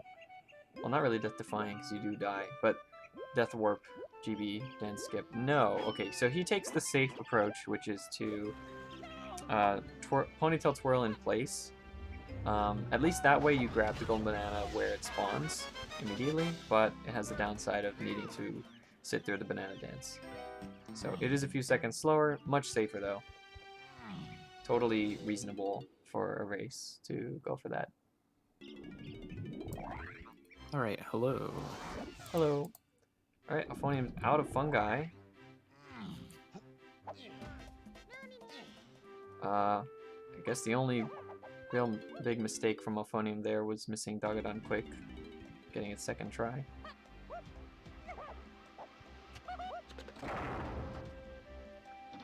So Xafication does have some time to save back here. In fact, a lot of VC's like time saved due to less lag comes from turning in blueprints. For every golden banana coming down cutscene, I think it's like more than half of a second less lag. Wow, I did not know that. Wow. It was really funny. There was like one time where we did a 101 race on, I forget where. I forget what the event was, but there was a time where I was racing, I think. Who was I racing? iCup speedruns, maybe? There was some kind of 101 exhibition race where we had N64 and VC, and we were both doing the long blueprint turn-in section at the end of the run. And you could really see the difference there. It was like side by side. Really? I think in 101, when you have like, you know, almost all 40 blueprints to turn in, VC saves about a minute total in the blueprint turning in section. That's crazy. Yeah, I can definitely see it in Tiny Phase. That cutscene in particular is the #1 spot where I'm just like absolutely blown away whenever I watch VC runs. I think that cutscene in K. Rool is like at least 15 seconds of lag on N64. Yeah. And it's only like a 30 or 40 second cutscene, right? So it's like, or maybe it's like a minute, but yeah, it's pretty crazy. Auphonium taking a long time to set up that triangle play. Yeah, she's setting up the camera to try to get Squawks to drop the GB right on her, but unfortunately it didn't even work, so it's kind of just time down the drain.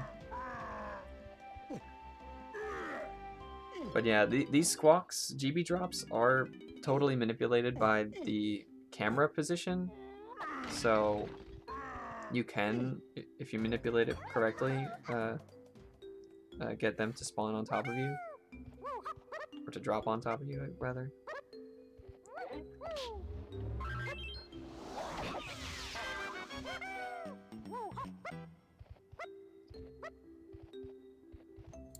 Yeah, and that sort of manipulation is like the basis of what we saw earlier with the sort of height-based ones, particularly Tiny going into Factory. Uh-oh. Auphonium's got some, like, slippery physics going on there. Yeah, that crystal's always a little weird. Because, like, I think there's one polygon which you can stand on, and the rest of them are slippery. But for some reason, the way this game thinks about slopes, if you stand on a slippery polygon and then go to a non-slippery one, if the non-slippery one is sloped, you'll still slide, sometimes. Yeah, So, it kind of, like, conserves your sliding state. yeah, which is weird. I don't know why. Yeah, but it can mess up certain sections. Alright, I think Xafication is saved like 30 seconds back on Fungi. But still overall, you know, behind by, I'd say about 3 minutes. Maybe 3.5.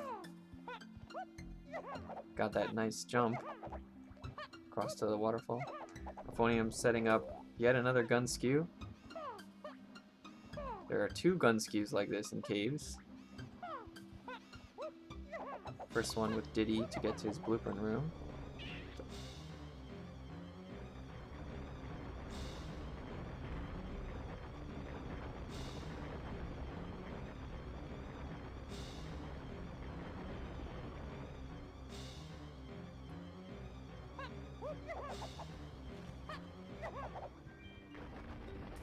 Ooh, funny, I'm cutting it sharp there.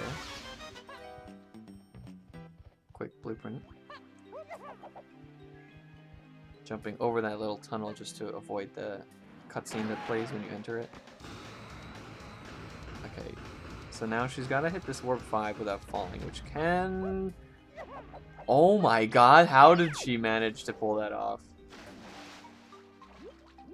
Well, That was been that was better. insane. What on earth? But man, I thought for sure she was gonna get knocked off by that first shockwave. I and have then she never fell seen. into the river anyway. Yeah, I couldn't believe that she managed to actually dodge the shockwave and keep skew and land back on the platform. But Yeah, that was insane. I think she got so spooked that she just ran off afterwards anyway. But so unfortunately she lost skew, which would have helped DK to get into this room, but it's not a big deal if you lose it there. You can just phase walk. The important thing was that she got Diddy's blueprint and got warp 5 tagged, so all in all that was decent. Yeah, yeah. Just very scary.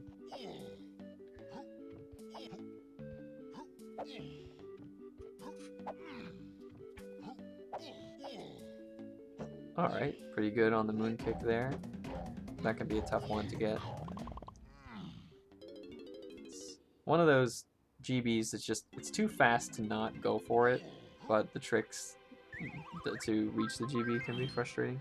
Xafication, getting some classic lanky Kasplatral, getting out shockwave.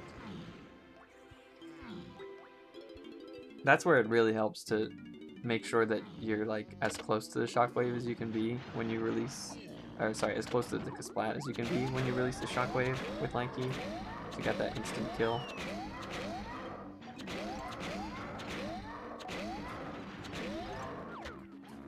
Yeah, for sure. Auphonium's not going for the dance skip in this room. I Maybe she's suspect low on he's oranges. probably been trolled in the past. Yeah, or that. Alright, Xafication doing a chimpy charge. Timing a chimpy charge to enter caves when the locker lowers. I've never seen that before. Yeah, interesting choice. Not so sure if that's better than just jump aerialing over.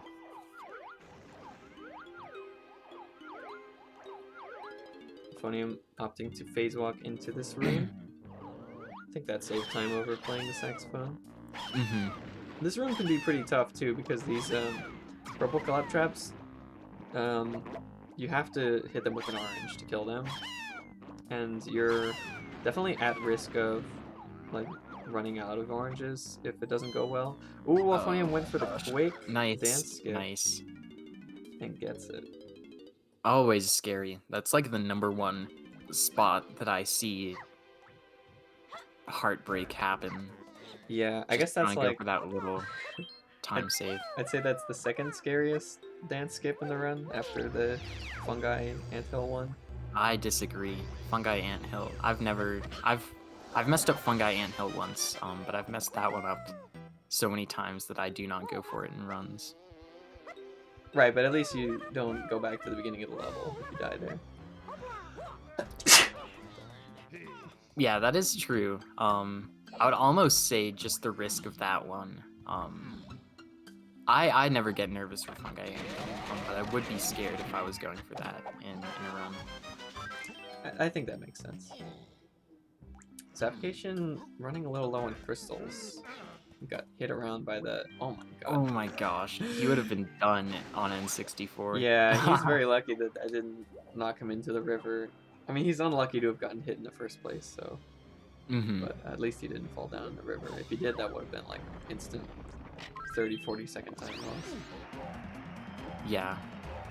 Yeah, fast rotating room kick. Nice, nice. Catching up a bit.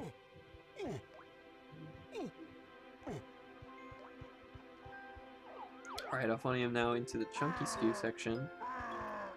This can be pretty tough. There are some kind of tight out-of-bounds navigation to do here. It's not super tough, I mean, but definitely takes some practice to get used to. making her way over to the ice shield area. Nice long jump from out of bounds over the water into that ice shield to get the GB with keeping skew, so she can just jump right out. But yeah, that's probably the toughest skew section in the run, and executed very well.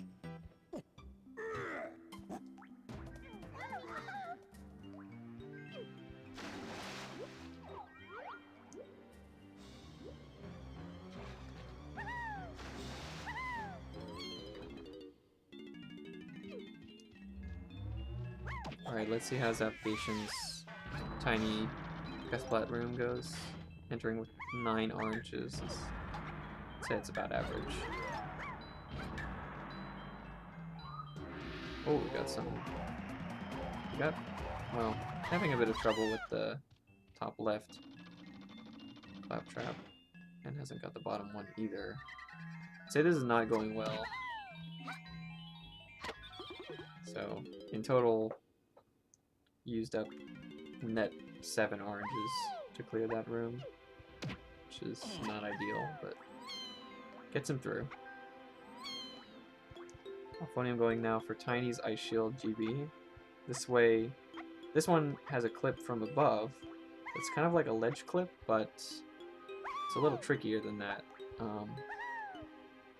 You just kind of have to land directly on this corner and clip inside. There it is.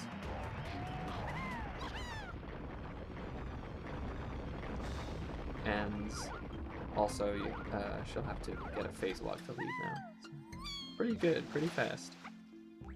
Yeah, quick phase walk. I'm very impressed with Auphonium's consistency with this level. I think Crystal Caves is like a really tough level, but she's almost like always getting 15-minute times here. Mm-hmm.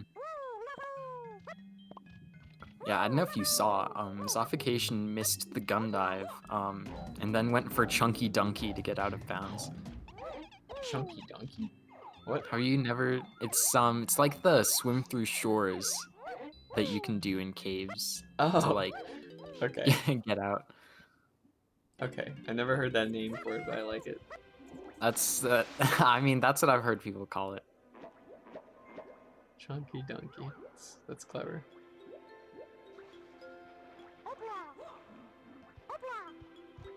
Where is Auphonium? Okay. There she is. Yeah. Sometimes that room doesn't load right away. It can be a little scary. Alright, Xafication going for his chunky gun skew jump to the ice shield. Scarier on VC, I would say. Yeah, I do think it's probably a little harder on VC, and his camera is not cooperating here. Come on, Zafi. Oh, no! He played his instrument by accident, which took away his skew. Oh, no. That is not a way that you normally see this go wrong, but yeah. It's almost a reason to not grab chunky headphones. True.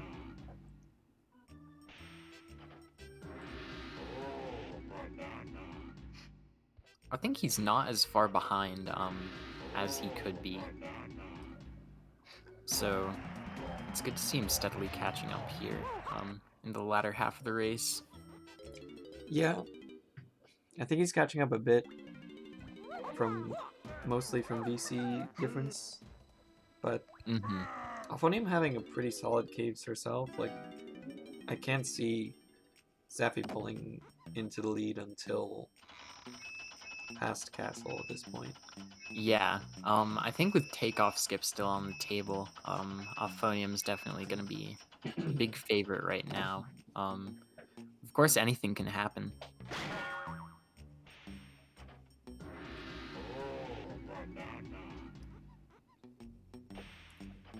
Oh, interesting. Xafication goes for like the slightly more optimal order of doing Tiny Ice Shield before Tiny Igloo.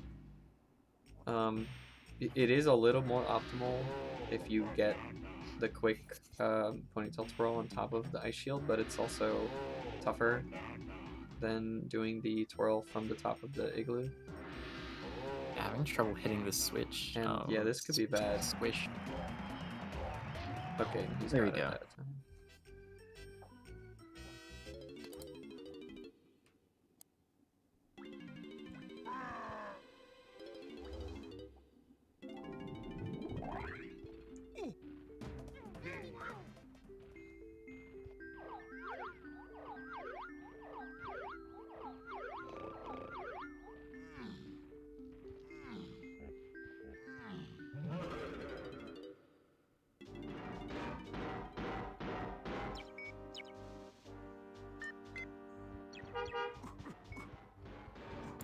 Alright, Xafication heading into the last GB for Crystal Caves, which can be a tough room.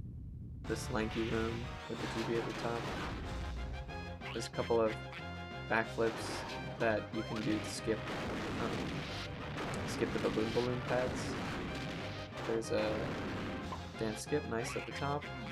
Doesn't avoid the spline, but it's not a big deal. And this room has a closed entranceway until you kill all the enemies, and there's like 2 rounds of enemies, so it's faster ideally just to get a phase walk.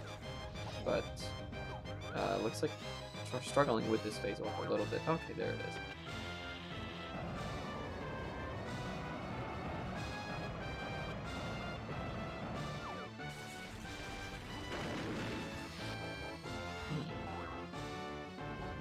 Kind of unusual.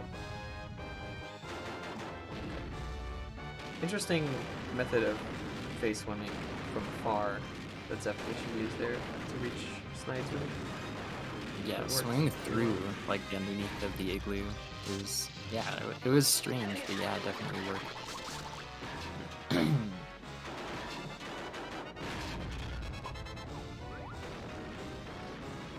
you think we might be able to get either runner to visit a Wrinkly Kong for a Mother's Day special? I doubt it. That'd be interesting.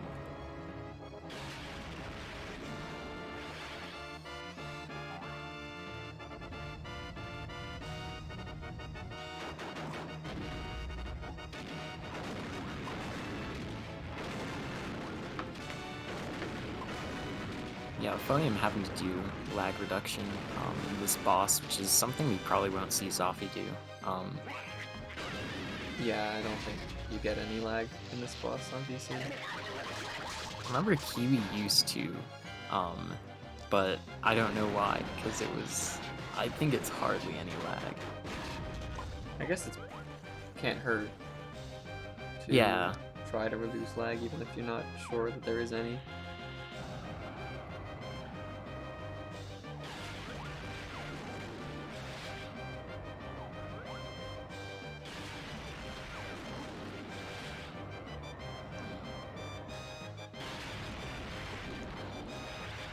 Auphonium going for the last barrel placement. That looks good. Yeah. Similar to Jape's boss, you can grab the barrel and place it in front of Armadillo before they do fireball phases. Yeah, it looks like Xafi's going to be pretty much exactly 1 Armadillo 2 behind. Yeah, which is about a 3 to 3.5 minute fight. Oh, first try fade. Yeah, good stuff.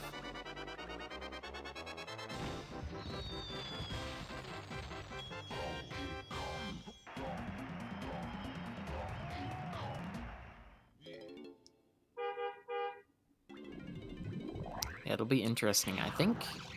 I'm not sure of too many VC runners that have done takeoff skip in their PB. I don't know if Toyo has. Certainly must have. Yeah, I think so. But I know that Xafi's definitely capable. He has done his current PB. Yeah, he does. His last 2 PBs both have takeoff skip.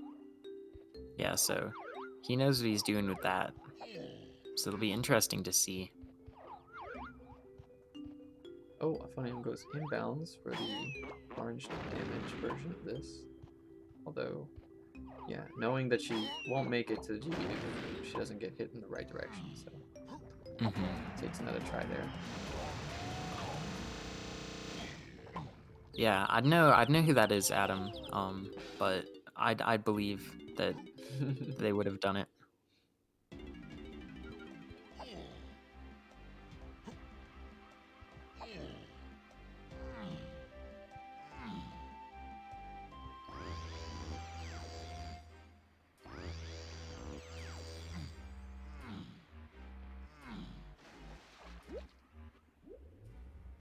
Yeah, Auphonium gonna be on into Castle in just a second here. Yep. Definitely looking good.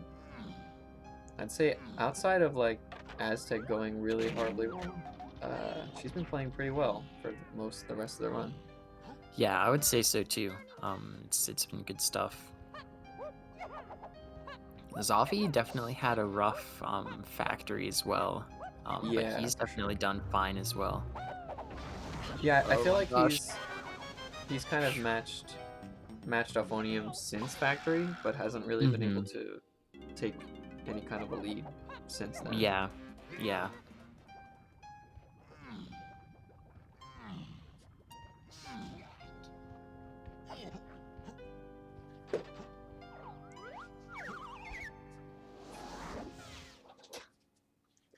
So, I mean, I imagine Auphonium must be feeling good about her chances here. But it's never over till it's over. Creepy Castle, although it's not the toughest level, it is still one that like can pretty quickly eat up some of your time, 30 seconds to a minute, if things don't go well. Although that was a very nice phase walk to get into the tree, so already off to a good start. That can be one of the tougher phase walks in the run.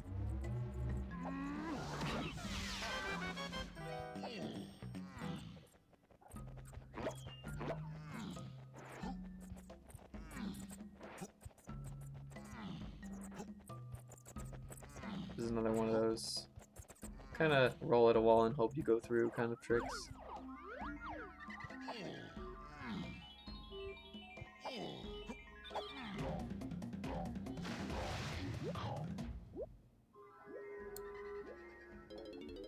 Yeah, Zafi exiting caves.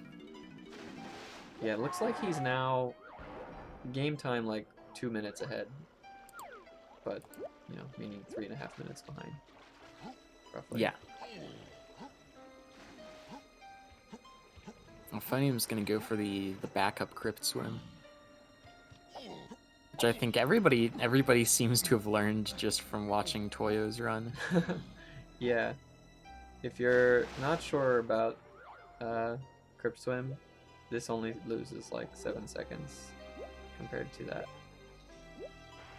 And it's just free. Mm-hmm.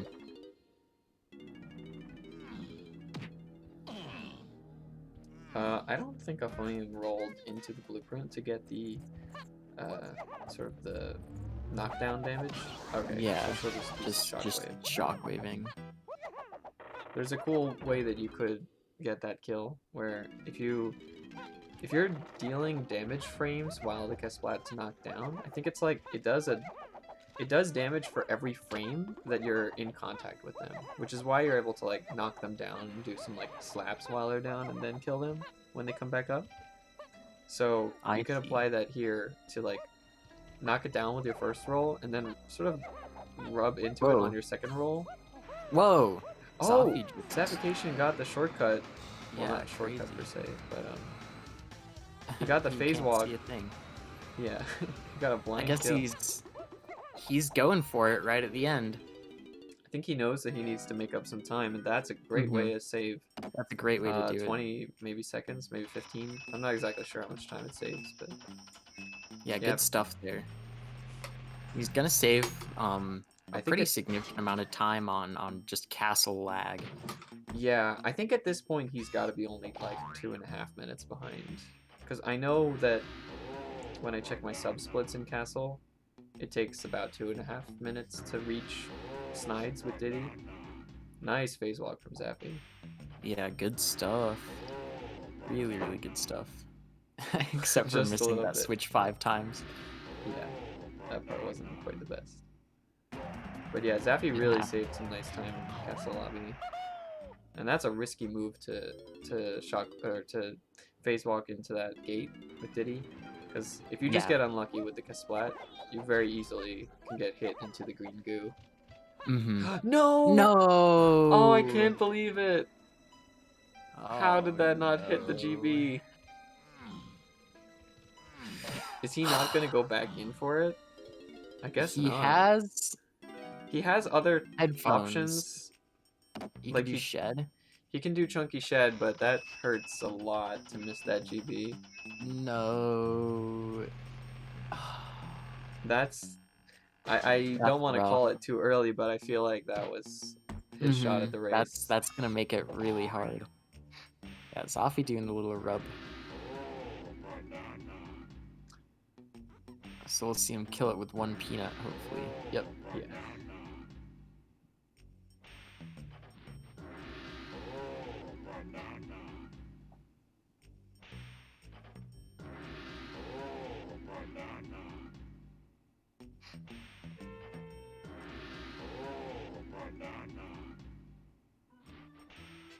Yeah, it looks like Zafi might be entering blueprints while Auphonium's maybe in She's getting the library GB. doing library, yeah.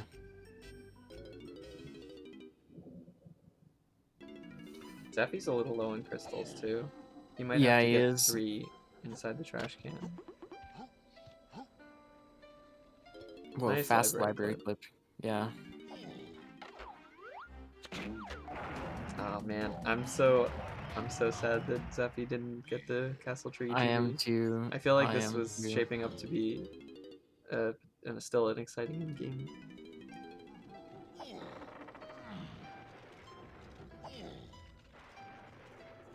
Anything can happen, Zafi, I would say. I would definitely say you're the underdog at this point, but nothing's impossible.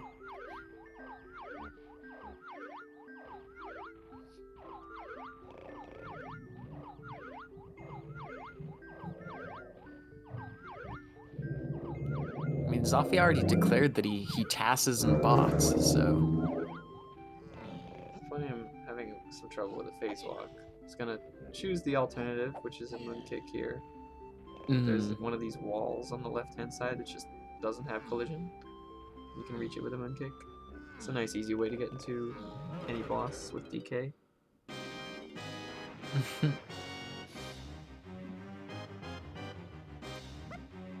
I have seen runners lose to cut out, but not in an elite. It always happens in bingo. That's most of the time deaths due to 1 melon. Or trying to free Diddy. Yeah, usually it's death trying to free Diddy.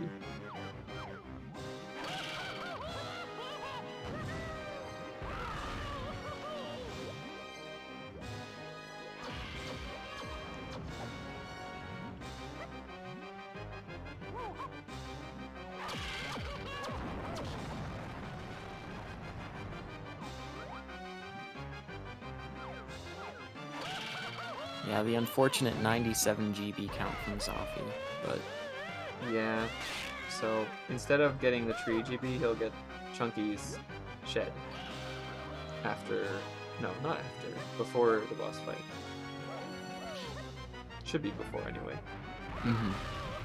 Both runners might still be in cutout at the same time. Maybe. He might just barely be leaving. I think Auphonium will probably be like grabbing a key when Zafi's entering. Wait, Zafi's not? No, Okay. Zafi's going right now. Well, I don't think that's the correct backup, but... No, it is. but... yeah, it is what it is.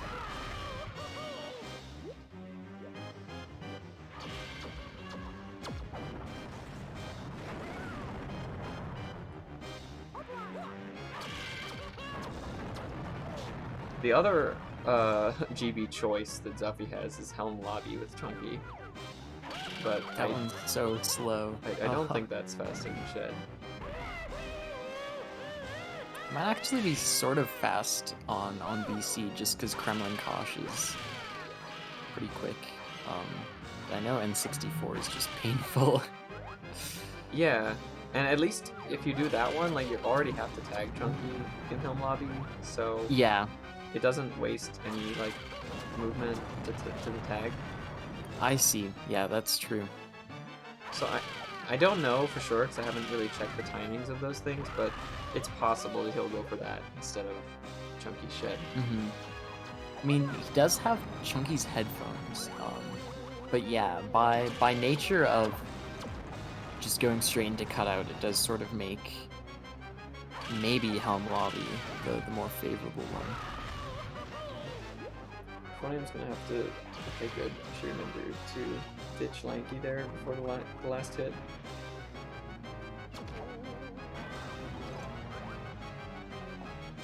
This boss fight is unique in that it forces you to play as Lanky at the start of the fight, regardless of who you entered with. And then, if you exit the arena, it goes to the next one.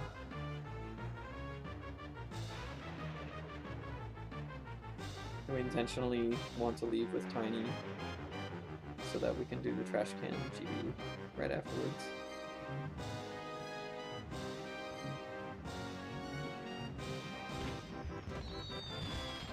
Well, I think that was a pretty standard fight from Auphonium. So she's just 1 GB away from the 100.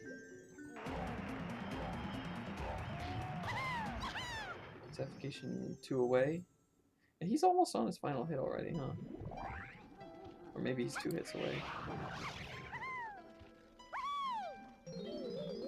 Yeah, he might be 2. I'm not sure. Auphonium wisely not going for this phase walk. It's a pretty difficult one and doesn't want to take the risk for the marginal time save.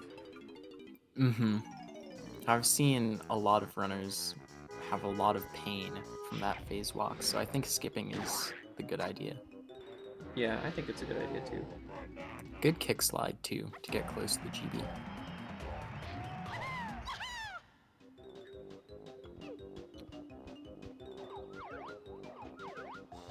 Nice quick phase walk from Auphonium. Yeah, if Auphonium keeps up this level of gameplay, I think it's gonna be pretty insurmountable.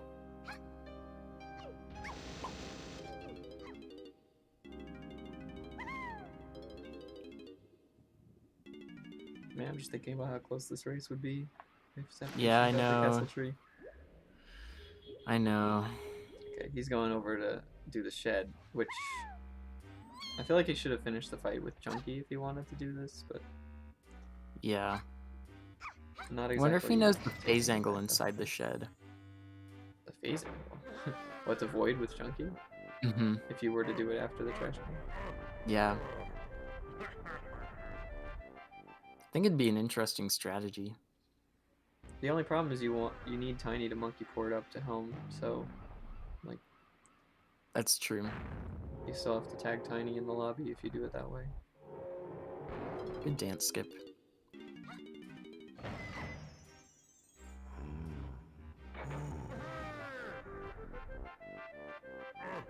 Oh, so yeah, I was mistaken. For some reason I thought he'd done the trash can No. first.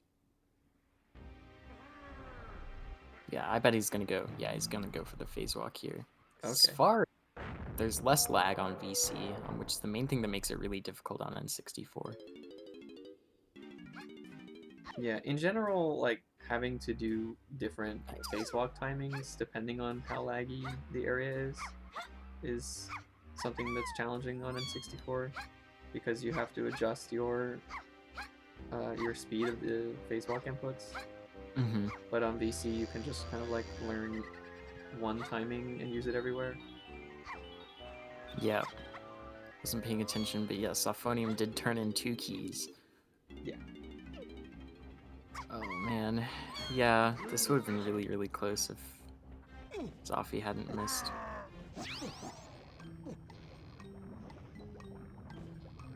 Always like Auphonium and notoriously the hardest room in the game. If you're not paying attention, it's really easy to die 3 times here. Yeah, I mean, you just hit A like half a second late. I like Auphonium is one of the runners who seems to always get that first early vine jump right at the beginning of the lobby, which I think is cool. Yeah, it's a pretty Zafi cool. finally getting the phase walk too.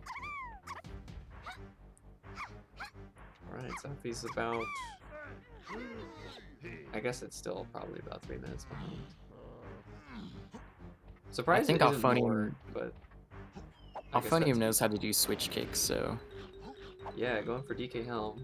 This is a bit of a risk, honestly. Like, with this much of a lead, I would probably say the Chunky Helm is a safe choice. I think but- yeah. But hopefully she can get the switch kick without spending too much time here. Her angle looks good. But it can troll you. That was Nice. Yeah, not bad at all. good. I think that definitely at least breaks even with a good Chunky Helm. Mm-hmm. If not, still a little bit faster.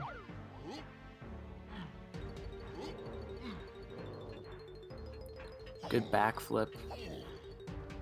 Alright, so far so good. Kind of hitting I don't like this camera. Yeah, I noticed Zafi actually learned the navigation deliberately to get that camera angle. Like, Weird. Zafi yeah, will I don't- actually, when you see him do DK Helm, he'll intentionally go under Lanky's room to get that camera, and then like he knows the angle to roll from there. Yeah, which that's is kinda strange. smart. I like to have. I don't like to have that camera. I can just sort of feel where I'm going without it, and if I get it, I get lost. Right. I think no, it, I mean it's I have probably the a matter same. of personal preference. I have the same deal as you, where I try to avoid that camera. Hmm. Well, it's I learned my DK helm from watching you, Oh, okay. so I think we probably do a similar thing. Yeah. But I think it's actually smart of Zafi to know how to like deal with that camera, because if you hit it by accident, like now he doesn't lose any time. What was Zafi just doing? Did you see? No. I think he tried to skip these vines by jumping to the DK Oh. splat, Yeah, but you can skip the vines if you use the DK splat But like you shockwave. need to be invisible for the B locker to talk to you. No, you don't. You just need to be You chunky. don't? Oh, Yeah. you just have to be chunky. I did not know that. I guess I was mistaken. Yeah, you can actually skip those vines and the Gorilla Gun pad, which is what Zappy was going for, but it's pretty risky, and I guess he got punished for it, going for it. Mm-hmm.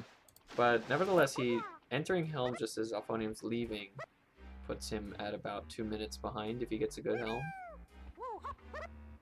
Auphonium going for takeoff skip. Let's see.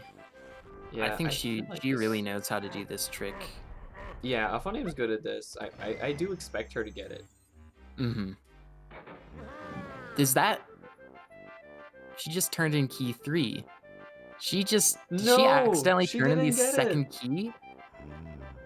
She turned in both keys no. before heading to the rainbow coin. Certainly that was a mistake. I mean, absolutely a mistake. This gives Xafication an outside chance, I think.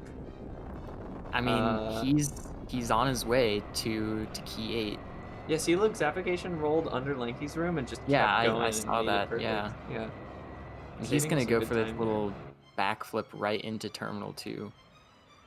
Almost Not got quite getting it. I've never learned that. Because I like the oranges. I say Zafi's odds are about 1 to 15 right now. it. I'd say his But I odds are whatever his consistency at takeoff skip is. You think if he gets takeoff skip, he wins the race? Maybe. He I has think about the 40 takeoff seconds of cutscene- time save in K rule, so That's true. This might actually come down to the wire. Okay, good phase I guess walk. no. I guess his odds are a little bit lower than whatever takeoff skip is, because I feel like it's still unclear. See, the takeoff cutscene is almost done for Auphonium. Yeah, no, maybe you're right. Okay, There we he's go. out of helm.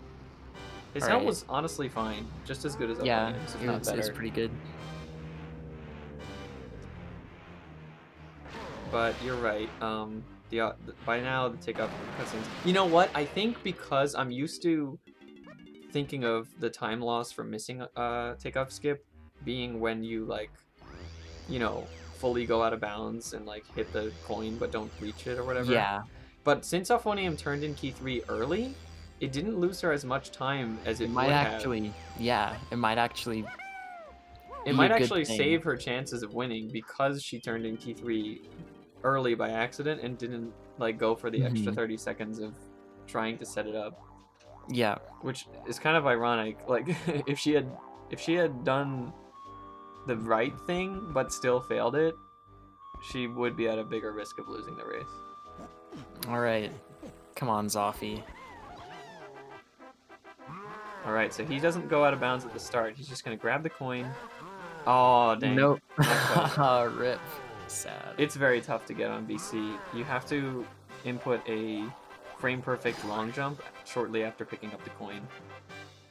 I didn't even think he aerialed.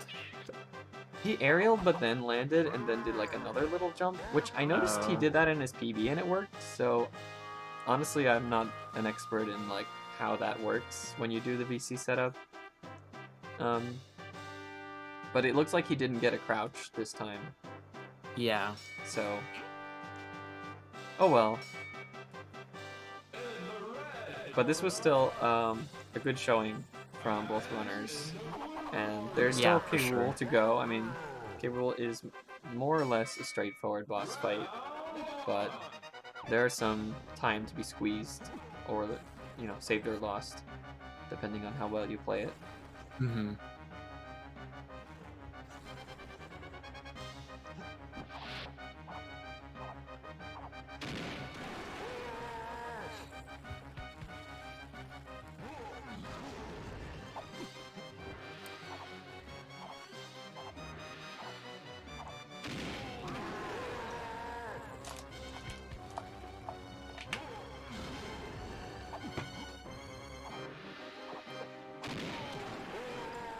It is actually a little surprising that in this race neither runner got takeoff skip. I don't think I would have guessed that happening. Yeah, definitely not. I think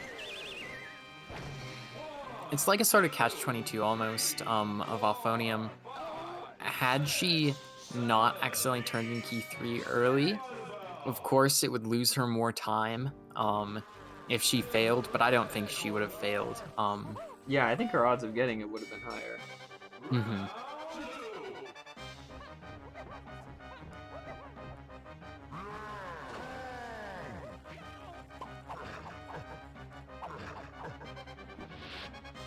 But it's funny to think that maybe her odds of getting takeoff skip would have been higher, but her odds of winning the race would have been lower.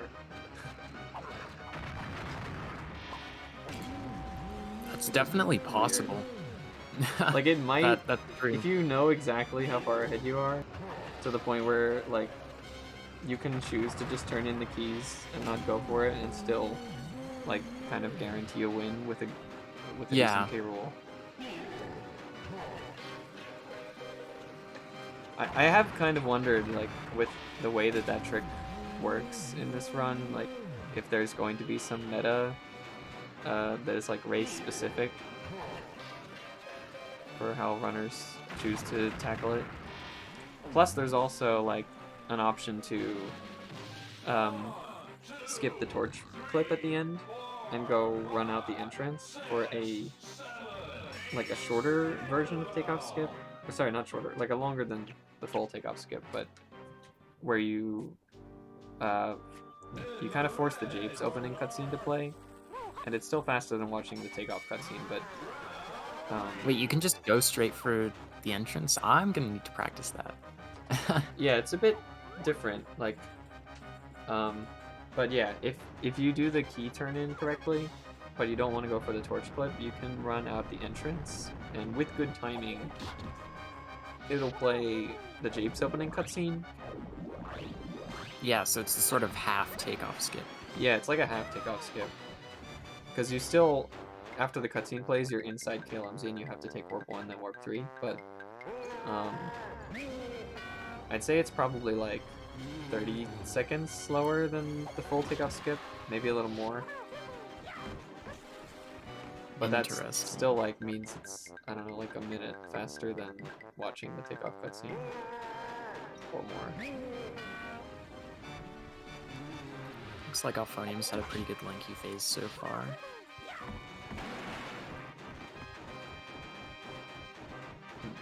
Kind of having to wait a lot on this second slip though, or third Yeah, I slip. think she got hit earlier, so her cycles are all off, but... Man, Xafication Zafi getting hit, yeah. Didn't get into the barrel in time there. Ideally you want to backflip as the barrel spawning cutscene is starting.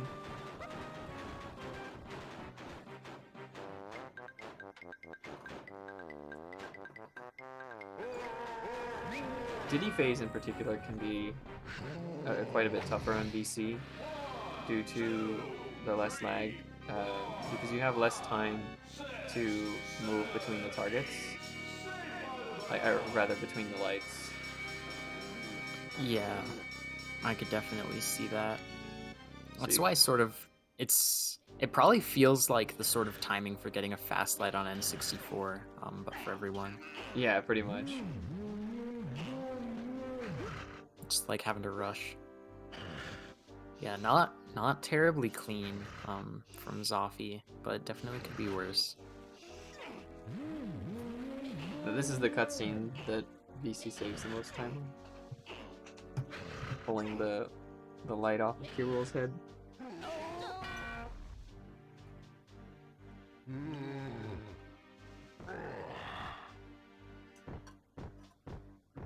Xafication really only one Kirul phase behind. He'll be in tiny phase at the same time as Auphonium.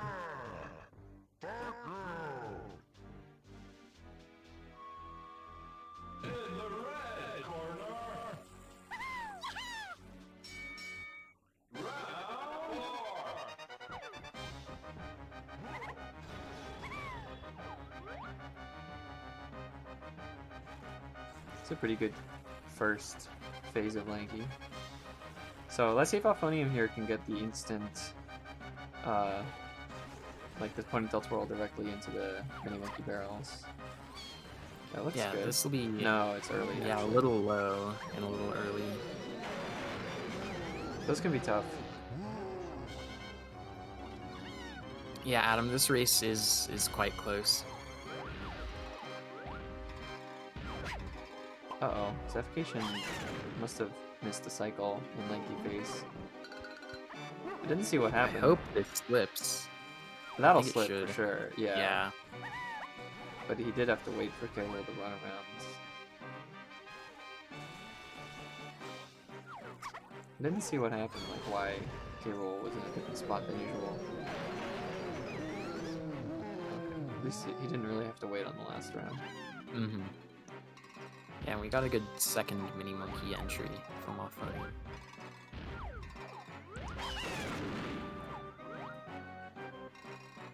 The other big difference with Tiny Phase is that there's a lot of lag inside the shoe in 64, so you really want to spend as much time as you can in first person.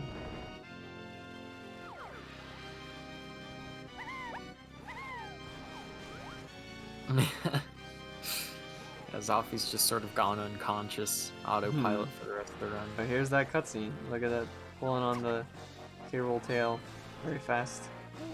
Yep. High speed. It's also fun to watch inside, just like how fast the toes go. Yeah. Yeah, because Zafi doesn't That's have to go in first person in the toe if he doesn't want to. Pay extra attention to how slow the toes go for Auphonium.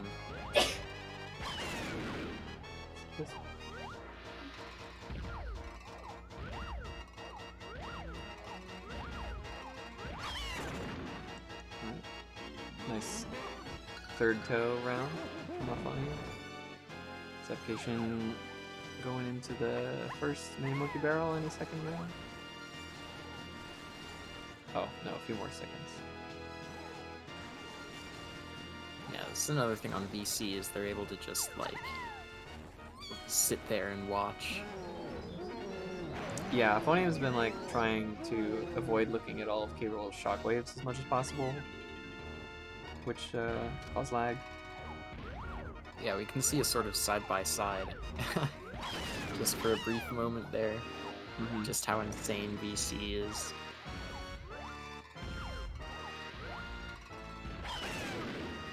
Alright, but this is the end of Tiny Phase for Auphonium, and Xafication just going in for the second toe.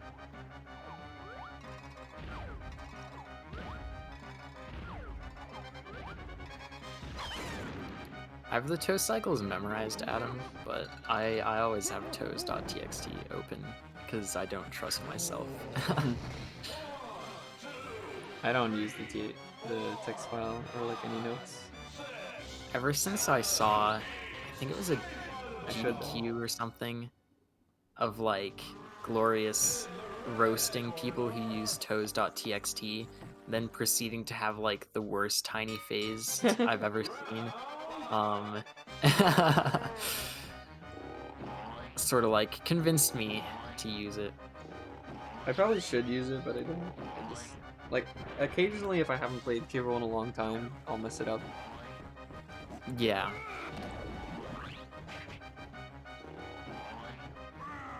Alright, on to the last round. Chunky Face for Auphonium. Xafication almost on toe 3. Oh, Auphonium got hit. But I don't think that really uses much time in the first round. No. Especially if you can get a quick slam afterwards. I don't know if Auphonium goes for quick slams. It'll be interesting to see. Yes, as me. The time difference is to account for VC to saving about 5 minutes of time throughout the run and less lag. Yeah, Auphonium not going for quick slams. But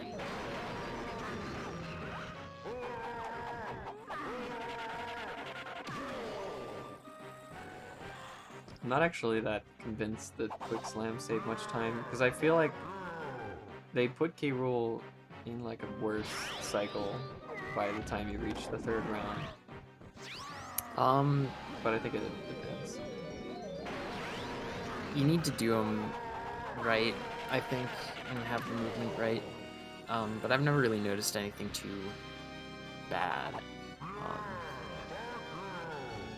Oh, his application almost like I think he just like missed the last toe hit for a second. Yeah.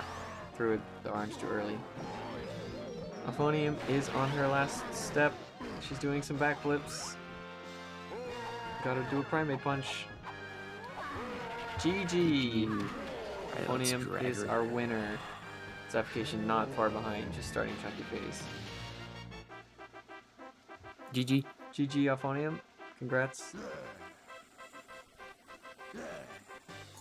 Hello, I was muted earlier. We can hear you now. Congratulations. You Thanks. advanced to the winners semifinals. Semifinals, oh my. Exciting stuff. Let me update Challenge. I'm guessing I'm gonna be against you in that.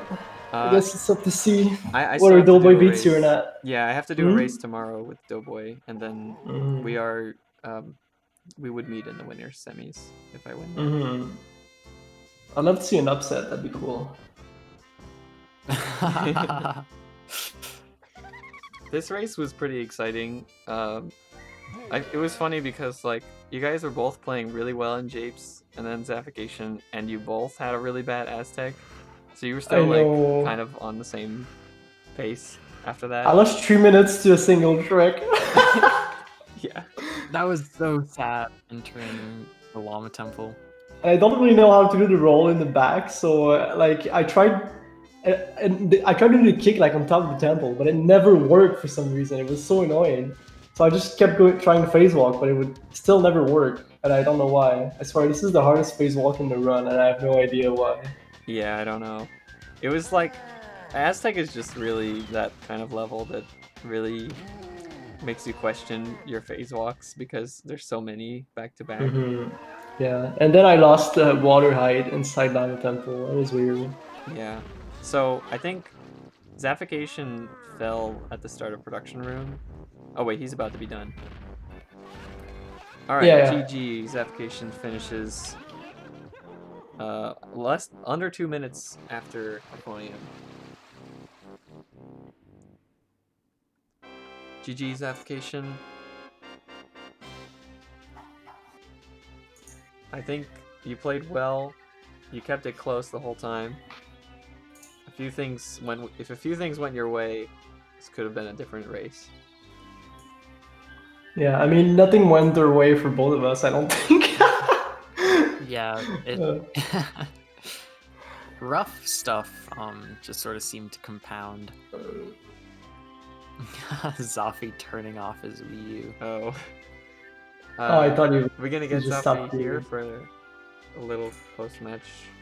is here. interview? No. Can't hear him. Oh, he just left. Okay. That's we're- okay. I understand. I oh, think he isn't must Dingo be- Drake because he can't join? Just drag him in. I don't There know. we go. Oh, is he here?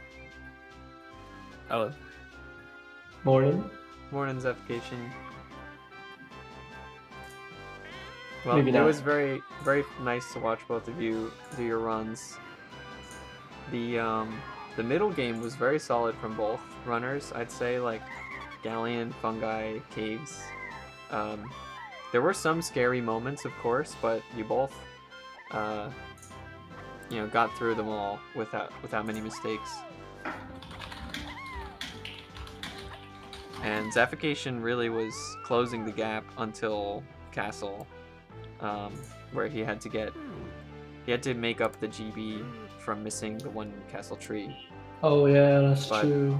It looked like, if he got that GB, he was maybe a minute behind or less. So it was very close. dang, Zafi having He just trouble wants with his hands Discord. to stop cramping. Oh, that's rough. I'm sorry to hear that, Zafi. Yeah, it's really tough to play this game if your hands are hurting. Especially a 2-hour-long run. And with phase walks everywhere, it's gotta be tiring. If only I didn't have to work yesterday, that wouldn't have been a problem. Mm-hmm. I wouldn't have had to reschedule a race. Oops. Looks like nobody's really live for a host, unfortunately. Unfortunate. One more run.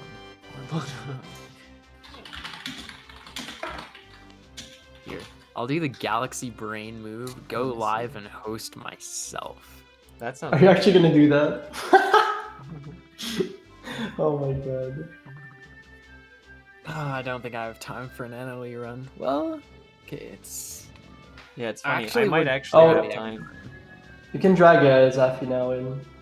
Should be I good. think I won't. Oh, I'll try if he wants. Although it doesn't show his name.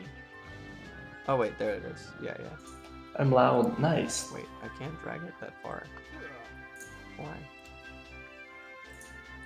What? I can't drag it far enough. Okay. there we go. What? Like Okay. Discord wasn't letting me scroll. Hey Zafi. Hey, Zafi's back. What's up? Hey GG's. It was an exciting race to watch you guys play. We know that there were some frustrating parts in this game, as there always are, but I think that you both played very well and sort of righted the course after having bad Aztec on both Yeah. sides. I'm just glad it's over, honestly. Like Same. I it was a wreck. like no joke. I was literally hoping for a VC crash just so I could stop holding a controller. Oh man. Oh my fucking god. I mean, it's my own fault for going golfing today, but like I've never had my hands hurt like that before. Oh, that's what dang, happened. yeah. Okay. Yeah. That's unfortunate. Yeah. Definitely get your rest, and in the future, like, it's all right if you have to reschedule a match. Something if like you woke up Yeah, and your yeah, hands are just really. Yeah, I thought it would be fine, like until I did my first phase walk in Japes, and I was like, oh shit, this is gonna be hell, isn't it? Oh man. because I have to like change my grip entirely, and it just spasmed out. Oh, Well, then dang, I'm yeah. I'm even more impressed at how well you were able to play despite that, because we honestly couldn't really tell that much. I mean, we did see that there was some trouble with spacewalks near the beginning, but it wasn't like any more than I'm used to experiencing myself. Yeah, like I grabbed like 4 pills of ibuprofen during K roll K Lumsy after Oh Aztec, yeah. Then. Oh wow. and it helped a bit, but like Yeah, that it can't just be a solution. it just helps the pain. It doesn't help like the sort of muscles pulling. Mhm. Yeah. Yeah, definitely get some good rest before your next match. Yeah. I'm curious, what happened beginning of factory? Like I got You the lowered cage yeah. immediately without checking, so I didn't even like going to see up to see my angle. So I just turned kind of blindly, and apparently I turned into a weird angle somehow, and ended up falling directly out of bounds instead of heading for production room. Huh. Yeah, Yeah, we unfortunately. both. I think neither of us That were was a weird watching camera flip exactly there at that time. that I didn't see. That was unfortunate. I think.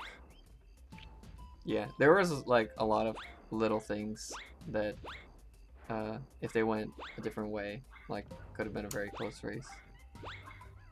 Yeah, like that. I agree. Honestly, the rest of Factory was fine. Aztec was a fucking dumpster fire. Yeah, same here. And Yeah, that happened. I mean, Both of you got kind of stuck on entering Lava Temple, but Auphonium got stuck for a lot longer. But I think Xafi got stuck on like Tiny Temple stuff for a while. Oh yeah. Yeah, I had a pretty Yeah, good the Tiny charge. Temple section.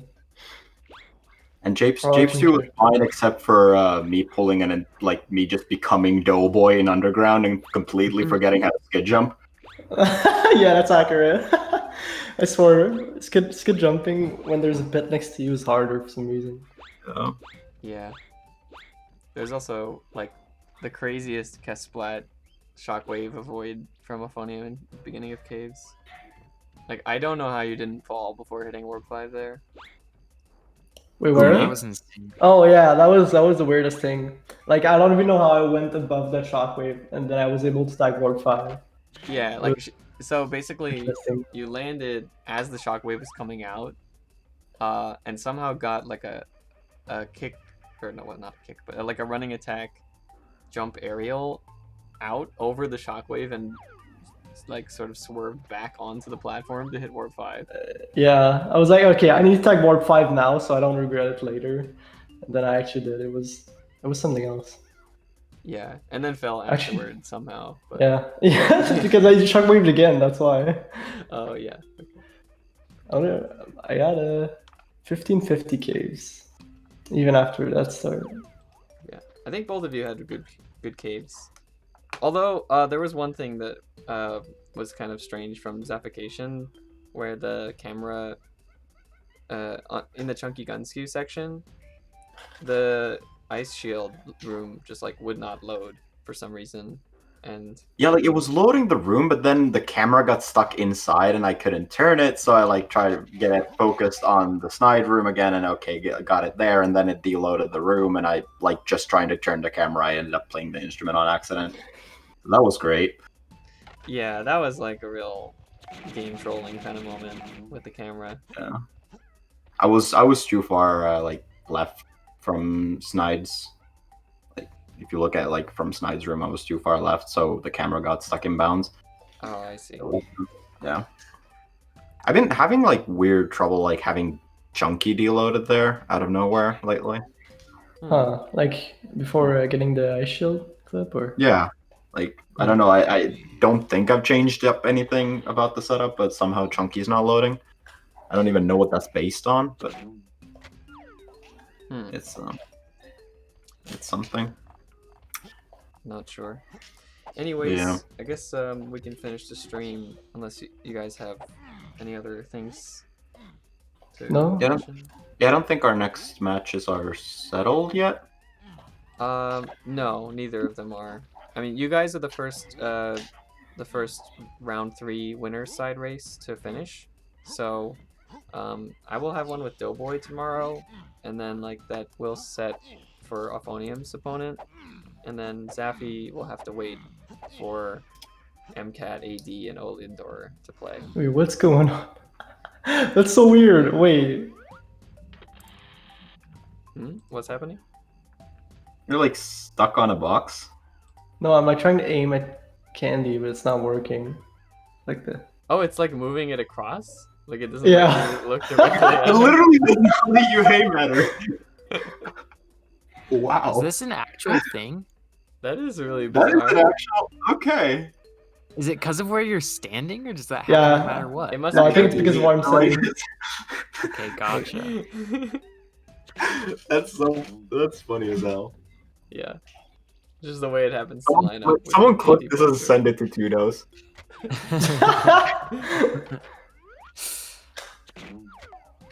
And now you can shoot Candy. Yes, exactly. I don't know what's Alright. spacewalk angle here. I think it's Oh wait, where is it again? I think it's on the wall with the radio and the Candy portrait. Yeah, it is.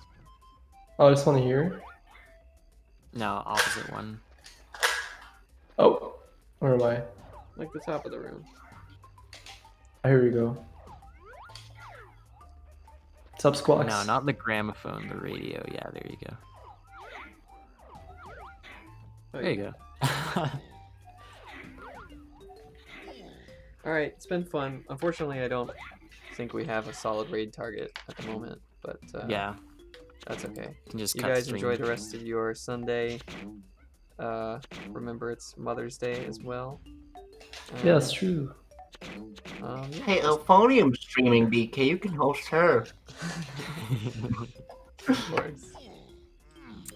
All right. Thank you all for watching. Yes, Catch thank you y'all very later. much. Have a good Yeah, rest see of the y'all. day. Bye bye. Yeah. Good race.